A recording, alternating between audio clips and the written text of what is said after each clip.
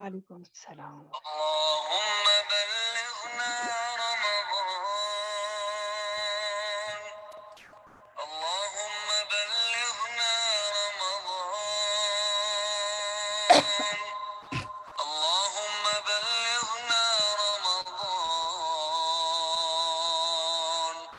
ووفقنا فيه للصيام والقيام وجعلنا فيه من عتقائك من النار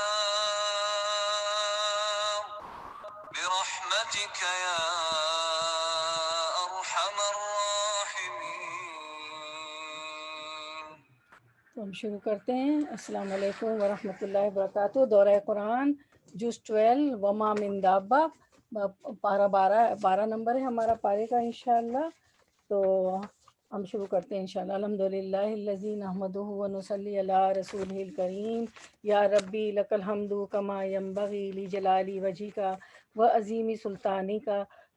اللہم ربنا لک الحمد بما خلقتنا ورزقتنا وہدیتنا وفرجت عنا، لک الحمد للایمان ولک الحمد بالقرآن ولک الحمد للاسلام، ثم اما بعد فاعوذ باللہ من الشیطان الرجیم، بسم اللہ الرحمن الرحیم۔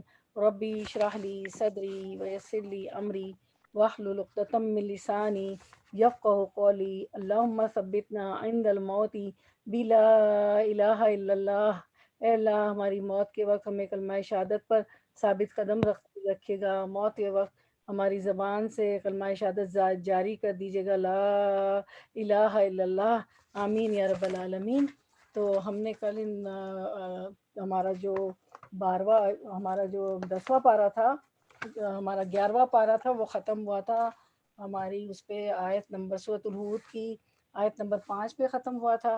آج ہمارا 12واں پارہ شروع ہوگا سورۃ ہود کی آیت نمبر 6 سے انشاءاللہ۔ تو سورۃ ہود میں جیسے ہم نے کل بھی جانا تھا کہ اس سورت میں بھی ان قوموں کا تذکرہ ہے جو آیت الہی اور پیغمبروں کی تکذیب کر کے عذاب الہی کا نشانہ بنی، اور تاریخ کے صفات سے یا تو حرف غلط کی طرح مٹ گئی یا اوراق تاریخ پر عبرت کا نمونہ بنی۔ اسی لیے حدیث میں آتا ہے کہ حضرت ابوبکر صدیق رضی اللہ عنہ نے رسول اللہ صلی اللہ علیہ وسلم سے عرض کیا، کیا بات ہے آپ بوڑھے سے نظر آتے ہیں؟ تو آپ نے فرمایا، مجھے سورہ ہود، سورۃ الواقعہ، اما یتساءلون اور الشمس کوورت وغیرہ جیسی صورتوں نے بوڑھا کر دیا ہے۔ تو پہلے ہم اس کی تلاوت سنتے ہیں، اس کی 2 آیات کی، پھر ہم انشاءاللہ شروع کرتے ہیں۔ تو تلاوت سماعت فرمائیے۔ وما من دابة في الأرض إلا على الله رزقها ويعلم مستقرها ومستودعها كل في كتاب مبين وهو الذي خلق السماوات والأرض في 6 أيام وكان عرشه على الماء ليبلوكم أيكم أحسن عملا ولئن قلت إنكم مبعوثون من بعد الموت ليقولن الذين كفروا إن هذا إلا سحر مبين۔ یہ امام کعبہ ہیں، شیخ مقلی ہیں، اور مجھے ان کی آواز بہت سب کی اچھی لگتی ہے، ان کی بھی بہت اچھی لگتی ہے۔ تراویاں بھی یہ پڑھاتے ہیں ماشاءاللہ۔ تو چلیں ہم آیت نمبر 6 سے ہمارا شروع ہوتا ہے آج دورہ قرآن 12واں پارہ۔ شروع کرتی ہوں اللہ کے نام سے جو بے انتہا مہربان نہایت رحم فرمانے والا ہے۔ وما من دابۃ فی الارض الا علی اللہ رزقها ویعلم مستقرها ومستودعها کل فی کتاب مبین۔ زمین میں چلنے والا کوئی جاندار ایسا نہیں، نہ انسان، نہ حیوان، نہ چرند، نہ پرند، جس کا رزق اللہ کے ذمے نہ ہو، اور ہر ایک کا رزق مختلف ہے۔ سب کا رزق سب ایک جیسا رزق نہیں کھاتے، چاہے چرند ہو پرند ہو، سب کا رزق الگ الگ ہے۔ وَيَعْلَمُ مُسْتَقَرَّهَا وَمُسْتَوْدَعَهَا، اور جس کے متعلق وہ یہ جانتا ہے کہ وہ کہاں رہتا ہے اور کہاں سونپا جاتا ہے۔ مستقر سے مراد ہے ماں کا رحم، جہاں انسان ہو یا غیر انسان، اور یہ مستودع سے مراد وہ جگہ جہاں مرنے کے بعد زمین کے اندر سونپا جاتا ہے۔ اس آیت سے پتہ چلتا ہے کہ اللہ کا علم کامل ہے، اللہ ہی رزاق ہے، اور ہر انسان کا رزق مقرر ہو چکا ہے۔ جو ہم دنیا میں آتے ہیں تو ہمیں مل کر ہی رہے گا، تو اسی لیے اللہ سبحانہ تعالیٰ ہی اصل طاقت ہے، اصل رب ہے، اسی کی طرف ہم سب کو رجوع کرنا چاہیے۔ کل فی کتاب مبین، یہ سب کچھ ایک صاف دفتر میں درج ہے۔ صرف اللہ ہی کے علم میں نہیں، اللہ کا یہ علم لکھا ہوا بھی ہے اور ریکارڈ کیا ہوا بھی ہے۔ تو ہم دیکھتے ہیں حلال رزق کے متعلق کہ ہمارے بہت سے کام ہمارے رزق میں اضافے کا باعث بن سکتے ہیں، مثلا رات کا قیام، سحری کے وقت استغفار کرنا، تہجد پڑھنا، رشتہ داروں سے اچھا سلوک کرنا۔ اگر اس میں برکت چاہتے ہیں تو یہ سب کام، دوسروں کے لیے مددگار ہونا اور اپنے کاموں کا آغاز صبح کرنا، کہ صبح کے وقت میں برکت ہے۔ اللہ سبحانہ تعالیٰ سے ہم دعا کرتے ہیں کہ ہمیں رزق میں برکت دے، اور اصل میں ایمان، عمل صالح، اللہ کا تقوی، اللہ کا شکر ادا کرنا، اللہ کی اطاعت رزق میں اضافے کا باعث بنتی ہے۔ تو ہم اللہ تعالیٰ سبحانہ تعالیٰ سے رزق حلال کے لیے دعا کرتے ہیں کہ وہ ہمیں رزق حلال عطا فرمائے اور طرح کی محتاجی سے محفوظ رکھے۔ اللہ سبحانہ تعالیٰ وافر رزق حلال کی دعا بھی کرنی چاہیے۔ اللہم انی اسألک علما نافعا ورزقا طیبا وعملا متقبلا۔ اے اللہ ہم آپ سے نفع پہنچانے والا علم اور حلال طیب رزق اور وہ عمل کی دعا کرتے ہیں جو کہ قبول ہو جائے۔ اللہ ہمارے عمل بھی ایسے کر دیں۔ اللہم اکفنی بحلالک عن حرامک واغننی بفضلک عمن سواک۔ اب آیت نمبر 7، اور وہی ہے جس نے آسمانوں اور زمین کو 6 دنوں میں پیدا کیا، جبکہ اس سے پہلے اس کا عرش پانی پر تھا، کہ تم کو آزما کر دیکھے کہ تم میں کون بہتر عمل کرنے والا ہے۔ خلق کی ابتدا 6 دنوں میں ہوئی، اتوار کے دن شروع ہوئی اور جمعے کو ختم ہوئی۔ اس سے پتہ چلتا ہے کہ اللہ سبحانہ تعالیٰ نے ہی سب کچھ بنایا۔ عبداللہ ابن عمرو رضی اللہ عنہ کہتے ہیں، حدیث مبارکہ ہے کہ اللہ سبحانہ تعالیٰ نے 7ویں آسمان سے اوپر پانی بنایا ہے اور پانی کے اوپر عرش کو بنایا ہے۔ ٹھیک ہے، اس کے بعد ہم دیکھتے ہیں، اور عرش کے اوپر ہمارا رب ہے، یعنی انتہائی بلند و بالا۔ اور پھر اللہ سبحانہ تعالیٰ نے باقی چیزوں کو تخلیق کیا۔ عرش پہلے ہی سے موجود تھا، یعنی عرش کی تخلیق باقی مخلوق سے پہلے ہوئی، اور پانی کی تخلیق جس کا ذکر ہے وہ باقی مخلوق سے پہلے، اور پھر باقی چیزوں کو پانی سے پیدا کیا۔ کیوں پیدا کیا؟ لیبلوکم، تاکہ تم کو آزمائے، یعنی ساری کائنات کی تخلیق، اور پھر اس میں سے اس زمین کو، اور اس زمین کے اوپر انسان کی اور انسان کو دی جانے والی آزادی، یہ سب کچھ ایک خاص مقصد کے تحت تھی۔ اور وہ مقصد کیا تھا؟ لیبلوکم، تاکہ تمہیں آزما کر دیکھے، تمہارا امتحان لے، ایکم احسن عملا، کہ تم میں سے سب سے اچھا عمل کس کا ہے۔ تو اس زندگی میں ملنے والی ہر تکلیف اور زندگی میں پیش آنے والی ہر مصیبت اور ہر حادثہ انسان کے لیے ایک امتحان ہے، اور اسی طرح سے یہاں سے ملنے والی جتنی بھی نعمتیں اور عیش و عشرت ہیں، وہ سب کے سب انسان کے لیے دراصل امتحان ہے۔ انسان 2 حالتوں میں آزمایا جا رہا ہے، وَلَنَبْلُوَكُمْ بِالشَّرِّ وَالْخَيْرِ فِتْنَةٌ، ہم تمہیں خیر و شر دونوں ذریعوں سے آزما رہے ہیں۔ تو اللہ تعالیٰ ہم سب کو، سب سے ہمارے اعمال کو دیکھ رہا ہے، اس لیے ہمیں سب سے زیادہ فکر اپنے اعمال کی ہونی چاہیے۔ لیبلوکم ایکم احسن عملا، کہ تم میں سے بہتر عمل کون کر کے لاتا ہے۔ لیکن افسوس کہ ہمیں زیادہ فکر اپنی شکل و صورت کی، اپنے رزق کی، اپنے مستقبل کی ہوتی۔ نیک رزق کا سارا دار و مدار تو اللہ سبحانہ تعالیٰ پر ہے، وہ جس کو چاہے جتنا دے، جتنا جس کی مقدر میں ہے اتنا اس کو دے گا۔ لیکن ہم زیادہ رزق کے بارے میں فکر کرتے ہیں، حالانکہ عمل کی بھی فکر کرنا چاہیے۔ اچھا عمل کیا ہوتا ہے؟ اب یہاں جو عمل کی بات کی گئی نا کہ بہترین عمل، احسن عمل کون لے کے آتا ہے، تو احسن عمل کیا ہوتا ہے؟ رضائے الہی کی خاطر ہو، تو اس میں ریا دکھاوا نہ ہو، خالص اللہ کی رضا کے لیے ہو۔ دوسرا وہ سنت کے مطابق ہو، وہ نہ کتنا بھی زیادہ ہو اللہ کے ہاں اس کی کوئی حیث، ورنہ کہ اگر سنت کے مطابق نہ ہوا، رضا الہی کے مطابق نہ ہوا، تو کتنا بھی زیادہ ہو اللہ کے ہاں اس کی کوئی حیثیت نہیں ہوتی ایسے عمل کی۔ پھر ہم دیکھتے ہیں حدیث مبارکہ ہے، نبی صلی اللہ علیہ وسلم نے فرمایا، اگر ابن آدم اپنے رزق سے اس طرح بھاگے جس طرح موت سے بھاگتا ہے، تو رزق اس کو اس طرح پالے گا جس طرح موت اسے پا لیتی۔ یعنی رزق جو آپ کی قسمت میں لکھا جا چکا ہے وہ آپ کو مل کر رہے گا۔ اس لیے اس سے زیادہ فکر کرنے کی ضرورت ہے کہ اپنے عمل کے بارے میں اور دنیا کے پیچھے بھاگتے بھاگتے اپنے عمل میں کسی قسم کی کمی نہ رہ جائے. ٹھیک ہے. اس کے بعد فرمایا کہ اب اگر آپ کہتے ہیں لوگوں مرنے کے بعد تم دوبارہ اٹھائے جاؤ گے، تو منکرین فوراً بول اٹھتے ہیں کہ یہ تو صریح جادو ہے. آیت نمبر 8.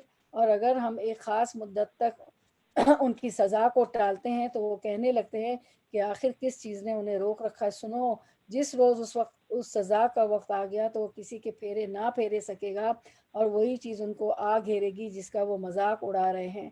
وَلَئِنْ أَذَقْنَا الْإِنسَانَ مِنَّا رَحْمَةً ثُمَّ نَزَعْنَاهَا مِنْهُ إِنَّهُ لَيَئُوسٌ کفور. اگر کبھی ہم انسان کو نعمت سے نوازنے کے بعد پھر اسے محروم کر دیتے ہیں، اور اگر اس مصیبت کے بعد اس پر آئی تھی ہم اسے نعمت کا مزہ چکھاتے ہیں، تو کہتا ہے کہ میرے تو سارے دلدر پار ہو گئے، ساری مشکلیں دور ہو گئیں، ساری تکلیفیں چلی گئیں. پھر وہ پھولا نہیں سماتا اور اکڑنے لگتا ہے. یعنی نعمت کے جانے کے بعد انتہائی مایوس، اور نعمت کے واپس لوٹ آنے کے بعد اللہ کو یاد نہیں کرتا، شکر گزار نہیں ہوتا، بلکہ اکڑنے لگتا ہے، اپنی شیخیاں بگاڑنے لگتا ہے. تو انسان کا حال تکلیف میں بھی کیسا ہونا چاہیے؟ ناشکری، اور خوشحالی میں بھی ناشکری کرتا ہے نا انسان. حالانکہ تکلیف میں، خوشحالی میں شکر ادا کرنا چاہیے. إِلَّا الَّذِينَ صَبَرُوا وَعَمِلُوا الصَّالِحَاتِ. ہاں، ان دو کیفیات سے، ان دونوں کے کیا اس سے گزرتا ہے یہ کہ تکلیف میں بھی ناشکری کرتا ہے، خوشحالی میں بھی ناشکری کرتا ہے. ان لوگوں کا جنہوں نے صبر کیا، وَعَمِلُوا الصَّالِحَاتِ، اور انہوں نے اچھے کام کیے، اولئک لہم مغفرۃ واجر کبیر. یہی لوگ ہیں جن کے لیے بخشش اور بہت بڑا اجر ہے. تو بہت بڑا اجر ہے. تو وہ ہونا کیا چاہیے کہ جب تکلیف آئے تو انسان صبر کرے، اور جب اچھے حالات ہوں تو عمل صالح کی کثرت کرے. تو ایسے ہی لوگ دراصل امتحان میں کامیاب ہونے والے ہیں.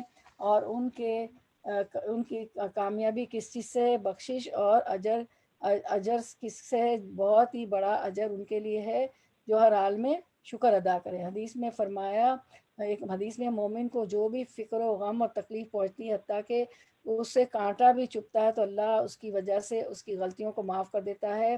سورۃ المعارج کی آیت 19 اور 22 میں بھی یہ مضمون بتایا گیا ہے. ایک اور حدیث مبارکہ ہے، رسول اللہ صلی اللہ علیہ وسلم نے فرمایا، بے شک بندے کے لیے جب اللہ تعالیٰ کے یہاں مقام، یعنی بلند مقام لکھا جا چکا ہوتا ہے، لیکن وہ اپنے اعمال کی بنا پر اس تک نہیں پہنچ سکتا، تو اللہ تعالیٰ اسے اس کے اپنے جسم یا مال یا اولاد کی آزمائش میں ڈال دیتا ہے. یعنی درجہ بڑا ہے لیکن عمل چھوٹا ہے انسان کا. اب انسان کو اس درجے تک پہنچانا ہے تو اللہ تعالیٰ آزمائش کے ذریعے پہنچاتا ہے، اور پھر اللہ تعالیٰ اسے صبر کی توفیق بھی دے دیتا ہے، حتیٰ کہ اسے اس مقام اور مرتبے تک پہنچا دیتا ہے جو اللہ تعالیٰ نے پہلے ہی اس کے مقدر کیا ہوتا ہے. اس لیے کبھی بھی کسی تکلیف کے آنے، رنج، غم، پریشانی جو بھی ہو، کیونکہ یہ بھی دراصل اللہ سبحانہ تعالیٰ کی طرف سے ایک امتحان ہوتا ہے، تو جو کچھ بھی تکلیف ہو، چھوٹی ہو بڑی ہو، اصل میں وہ انسان کے درجے بلند کرنے کا ایک بہانہ ہوتی ہے. اور صبر اور عمل صالح کی کثرت اللہ کو کرنا چاہیے اور اللہ کو یاد کرنا چاہیے. آیت نمبر 12. تو اے پیغمبر، کہیں ایسا نہ ہو کہ تم ان چیزوں میں سے کسی چیز کو بیان کرنے سے چھوڑ دو جو تمہاری طرف وحی کی جا رہی ہے، اور اس بات پر دل تنگ ہو کہ وہ کہیں گے کہ اس شخص پر کوئی خزانہ کیوں نہ اتارا گیا، یا یہ کہ اس کے ساتھ کوئی فرشتہ کیوں نہ آیا. تم تو محض خبردار کرنے والے ہو، آگے ہر چیز کا حوالہ دار اللہ ہے. کیا یہ کہتے ہیں کہ پیغمبر نے یہ کتاب خود گھڑ لی ہے؟ کہو اچھا یہ بات ہے تو اس جیسی گھڑی ہوئی 10 صورتیں تم بنا لاؤ، اور اللہ کے رسول اور اللہ کے سوا اور جو تمہارے معبود ہیں ان کو مدد کے لیے بلا سکتے ہو تو بلا لو، اگر تم انہیں معبود سمجھنے میں سچے ہو. اب اگر وہ تمہارے معبود تمہاری مدد کو نہیں پہنچتے تو جان لو کہ یہ اللہ کے علم سے نازل ہوئی ہے. یہ بات دوسری بار آ رہی ہے قرآن مجید میں کہ یہ کتاب، یہ قرآن اللہ کے علم سے نازل ہوا ہے، اور یہ کہ اللہ کے سوا کوئی حقیقی معبود نہیں. پھر کیا تم اس امر حق کے آگے سر تسلیم خم کرتے ہو؟ من کان یرید الحیات الدنیا وزینتها نوفی الیہم اعمالہم فیہا وہم فیہا لا یبخسون. جو لوگ بس اس دنیا کی زندگی، اس کی خوشنمائیاں کے طالب ہوتے ہیں، طالب ہوتے ہیں، یعنی دنیا کی چیزوں کو جو اٹریکشن ہے صرف اس کے پیچھے بھاگ رہے ہیں، ان کی کارگزاری کا سارا پھل ہم نے انہیں اسی دنیا میں دے دیتے ہیں، یعنی جس دنیا کے لیے وہ کوشش کرتے ہیں اس کوشش کو ہم کامیاب کر دیتے ہیں اور انہیں اس کا فائدہ دنیا میں دے دیتے ہیں، اور اس میں ان کے ساتھ کوئی کمی نہیں کی جاتی۔ مگر آخرت میں ایسے لوگوں کے لیے آگ کے سوا کچھ نہیں، یعنی یہ انسان کی چوائس ہے کہ وہ صرف دنیا کے لیے جیتا ہے یا پھر آخرت بھی اس کے مد نظر ہے۔ اگر وہ آخرت کو نہیں سامنے رکھ کر کام کرتا اور اس کے سارے کاموں کا صلہ وہ دنیا میں چاہتا ہے تو پھر آخرت میں اس کے لیے کچھ نہیں، وہاں معلوم ہو جائے گا کہ جو کچھ انہوں نے دنیا میں بنایا وہ سب ملیہ میٹ ہو گیا اور اب ان کا سارا کیا دھرا محض باطل ہے، جیسے مختلف قوموں کے ساتھ ہم دیکھتے ہیں کہ وہ قوم فرعون وغیرہ کے ساتھ۔ حدیث مبارکہ ہے، اس میں آتا ہے کہ ہم ام سلمہ رضی اللہ تعالیٰ عنہ کہتی ہیں کہ میں نے نبی صلی اللہ علیہ وسلم سے کہا، ہشام بن مغیرہ صلہ رحمی کیا کرتا تھا، یعنی بڑے اچھے اچھے کام کیا کرتا تھا، رشتہ داروں کا بڑا خیال رکھتا تھا، مہمانوں کی میزبانی کرتا تھا، غلاموں کو آزاد کرتا تھا، کھانا کھلاتا تھا، اگر وہ اسلام کا دور پاتا تو مسلمان بھی ہو جاتا، کیا یہ سارے اعمال اس کے لیے فائدہ مند ہوں گے؟ آپ صلی اللہ علیہ وسلم نے فرمایا، وہ یہ سب کچھ دنیا کے لیے دیتا تھا، اس میں شہرت و تعریف چاہتا تھا، یعنی جو کچھ بھی وہ کر رہا تھا وہ شہرت کے لیے کر رہا تھا، اس نے ایک دن بھی یہ نہیں کہا رب اغفر لی خطیئتی یوم الدین، اے میرے رب قیامت کے دن میرے گناہ کو معاف کر دے۔ تو اس کو جو ہے نا یاد کر لیں، یہ بھی ایک استغفار ہے، آپ کے پاس تو میں نے PDF پورا بھیجا ہوا تھا جس میں ہمارے پاس 50 55 یا 60 استغفارات ہیں۔ رب اغفر لی خطیئتی یوم الدین، اے میرے رب قیامت کے دن میرے گناہوں کو معاف کر دے، یہ آپ کی صبح شام کے اذکار والی کتاب ہے، اس میں بھی آپ پڑھتی ہیں وہی کنستئی میں۔ تو جو شخص آخرت کو بھول کر صرف دنیا کی شہرت تعریف کے لیے یا دنیا کے فائدے اٹھانے کے لیے نیک کام کرتا ہے، اس کو آخرت میں کچھ بھی حصہ نہیں ملے گا۔ آیت نمبر 17، افمن کانا اللہ، جو پھر بھلا وہ شخص جو اپنے رب کی طرف سے ایک صاف شہادت رکھتا ہے، اس کے بعد ایک گواہ بھی پروردگار کی طرف سے اس شبہات کی تائید میں آ گیا، اور پہلے موسیٰ کی کتاب رہنما اور رحمت کے طور پر آئی ہوئی بھی موجود تھی، کیا وہ بھی دنیا پرستوں کی طرح اس سے انکار کر سکتا ہے؟ ایسے لوگ تو اس پر ایمان ہی لائیں گے، اور انسانی گروہوں میں سے کوئی اس کا انکار کرے تو اس کے لیے جس کا وعدہ ہے وہ دوزخ ہے۔ پس اے پیغمبر صلی اللہ علیہ وسلم، آپ اس چیز کی طرف سے کسی شک میں نہ پڑنا، یہ حق ہے تمہارے رب کی طرف سے، مگر اکثر لوگ نہیں مانتے۔ اور اس شخص سے بڑھ کر ظالم اور کون ہوگا جو اللہ پر جھوٹ گھڑے؟ ایسے لوگ اپنے رب کے حضور پیش ہوں گے اور گواہ شہادت دیں گے کہ یہ ہیں وہ لوگ جنہوں نے اپنے رب پر جھوٹ گھڑا تھا، یعنی شرک کیا تھا، اس کے ساتھ اوروں کو شریک ٹھہرایا تھا۔ سنو، خدا کی لعنت ہے ظالموں پر۔ آیت 19، ان ظالموں پر جو خدا کے راستے سے روکتے ہیں، اس کے راستے کو ٹیڑھا کرنا چاہتے ہیں اور آخرت کا انکار کرتے ہیں۔ وہ زمین میں اللہ کو بے بس کرنے والے نہ تھے اور نہ اللہ کے مقابلے میں کوئی ان کا حامی تھا، انہیں اب دوہرا عذاب دیا جائے گا، وہ نہ خود کسی کی سن سکتے تھے اور نہ خود ہی انہیں کچھ سوچتا تھا۔ یہ وہ لوگ ہیں جنہوں نے اپنے آپ کو خود گھاٹے میں ڈالا اور وہ سب کچھ ان سے کھو گیا، انہوں نے گھڑ رکھا تھا۔ یا ناگزیر ہے کہ وہی آخرت میں سب سے بڑھ کر گھاٹے میں رہیں، نقصان اٹھائے۔ آیت 23، رہے وہ لوگ جو ایمان لائے اور جنہوں نے نیک عمل کیے اور اپنے رب ہی کے ہو کر رہے۔ اب دیکھیں یہ بہت اس آیت کو انڈر لائن کیجیے گا، ان الذین آمنوا وعملوا الصالحات واخبتوا الی ربہم، اپنے رب کے سامنے عاجزی اختیار کی، یعنی صرف نیک اعمال نہیں بلکہ عمل کر کے بھی روتے رہے کہ ہمارے پلے کچھ نہیں، ابھی اور کرنا چاہیے۔ تو یہ ہونا چاہیے، یہ سیٹسفیکشن نہیں ہونا چاہیے کہ ہمارے پلے تو کچھ بھی نہیں، ہمارا تو اور اعمال اچھے ہونا چاہیے۔ تو یقیناً وہ جنتی لوگ ہیں اور جنت میں ہمیشہ رہیں گے۔ ان دونوں فریقوں کی مثال ایسی ہے جیسے ایک آدمی تو ہو اندھا بہرا اور دوسرا ہو دیکھنے اور سننے والا، کیا یہ دونوں یکساں ہو سکتے ہیں؟ کیا تم اس مثال سے کوئی سبق نہیں لیتے؟ یعنی دیکھنے والا اور اندھا برابر نہیں ہوتے، اس لیے حق کو پہچاننے والا اور اس کا انکار کرنے والا بھی ایک جیسا نہیں ہوتا۔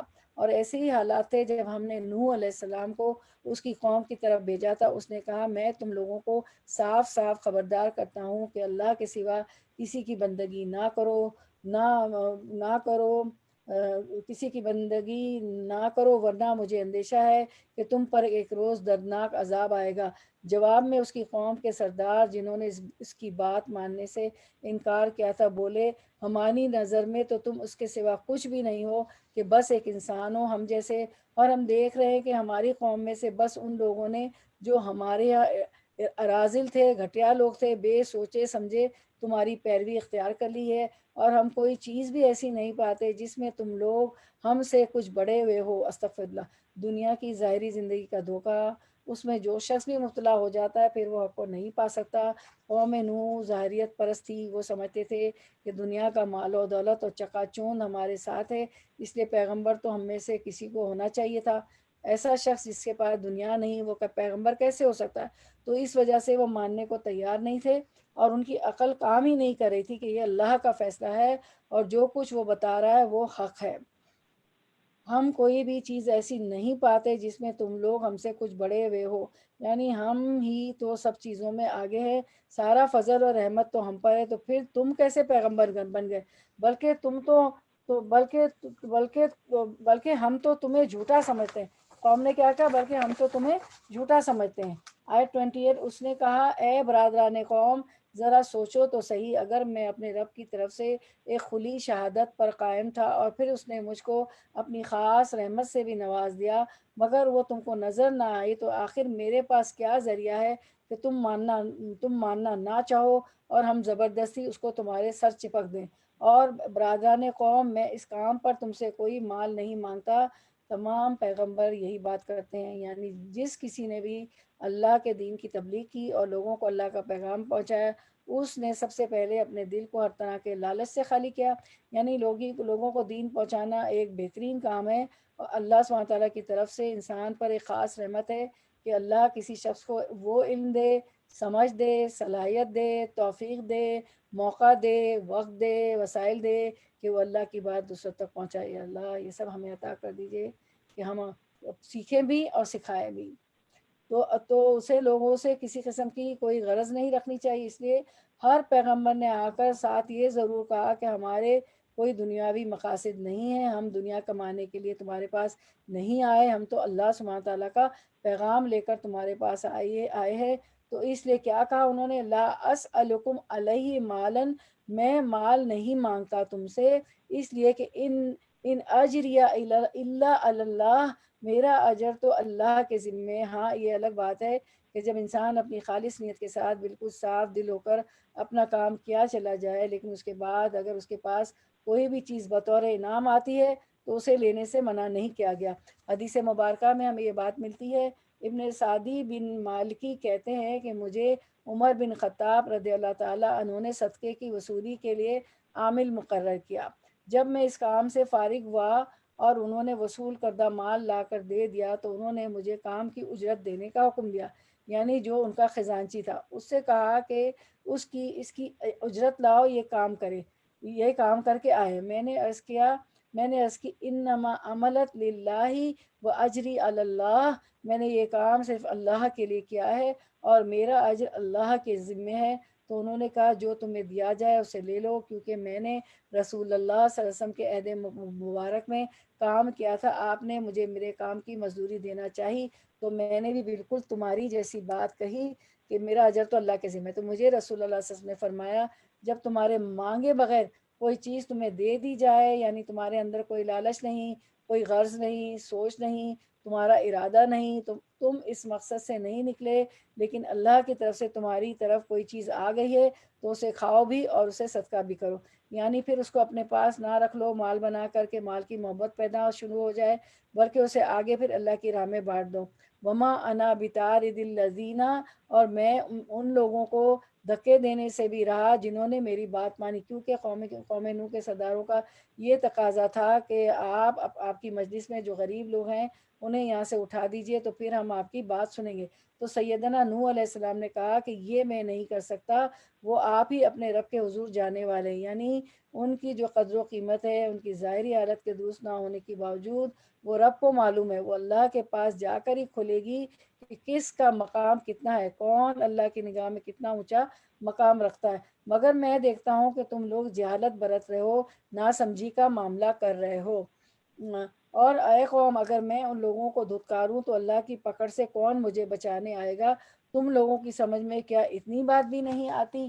اور میں تم سے نہیں کہتا کہ میرے پاس اللہ کے خزانے ہیں، نہ یہ کہتا ہوں کہ میں غیب کا علم رکھتا ہوں، یہ میرا دعویٰ ہے کہ میں فرشتہ نہ میرا دعویٰ ہے کہ میں فرشتہ ہوں، اور یہ بھی میں نہیں کہہ سکتا کہ جن لوگوں کو تمہاری آنکھیں حقارت سے دیکھتی انہیں اللہ نے کوئی بھلائی نہیں دی۔ تو ایک داعی دین کو کانفیڈنس ہونا چاہیے، اس کا اخلاق درست ہونا چاہیے، لوگوں کے ایمان پر توجہ دینی چاہیے۔ یہاں سے ہم یہ سیکھتے ہیں، یعنی تمہیں ان کی بھلائی اور خیر نظر نہیں آتی، لیکن مجھے نظر آتی ہے کہ ان کے اندر کتنی بڑی خیر ہے کہ انہوں نے حق کا پیغام قبول کر لیا۔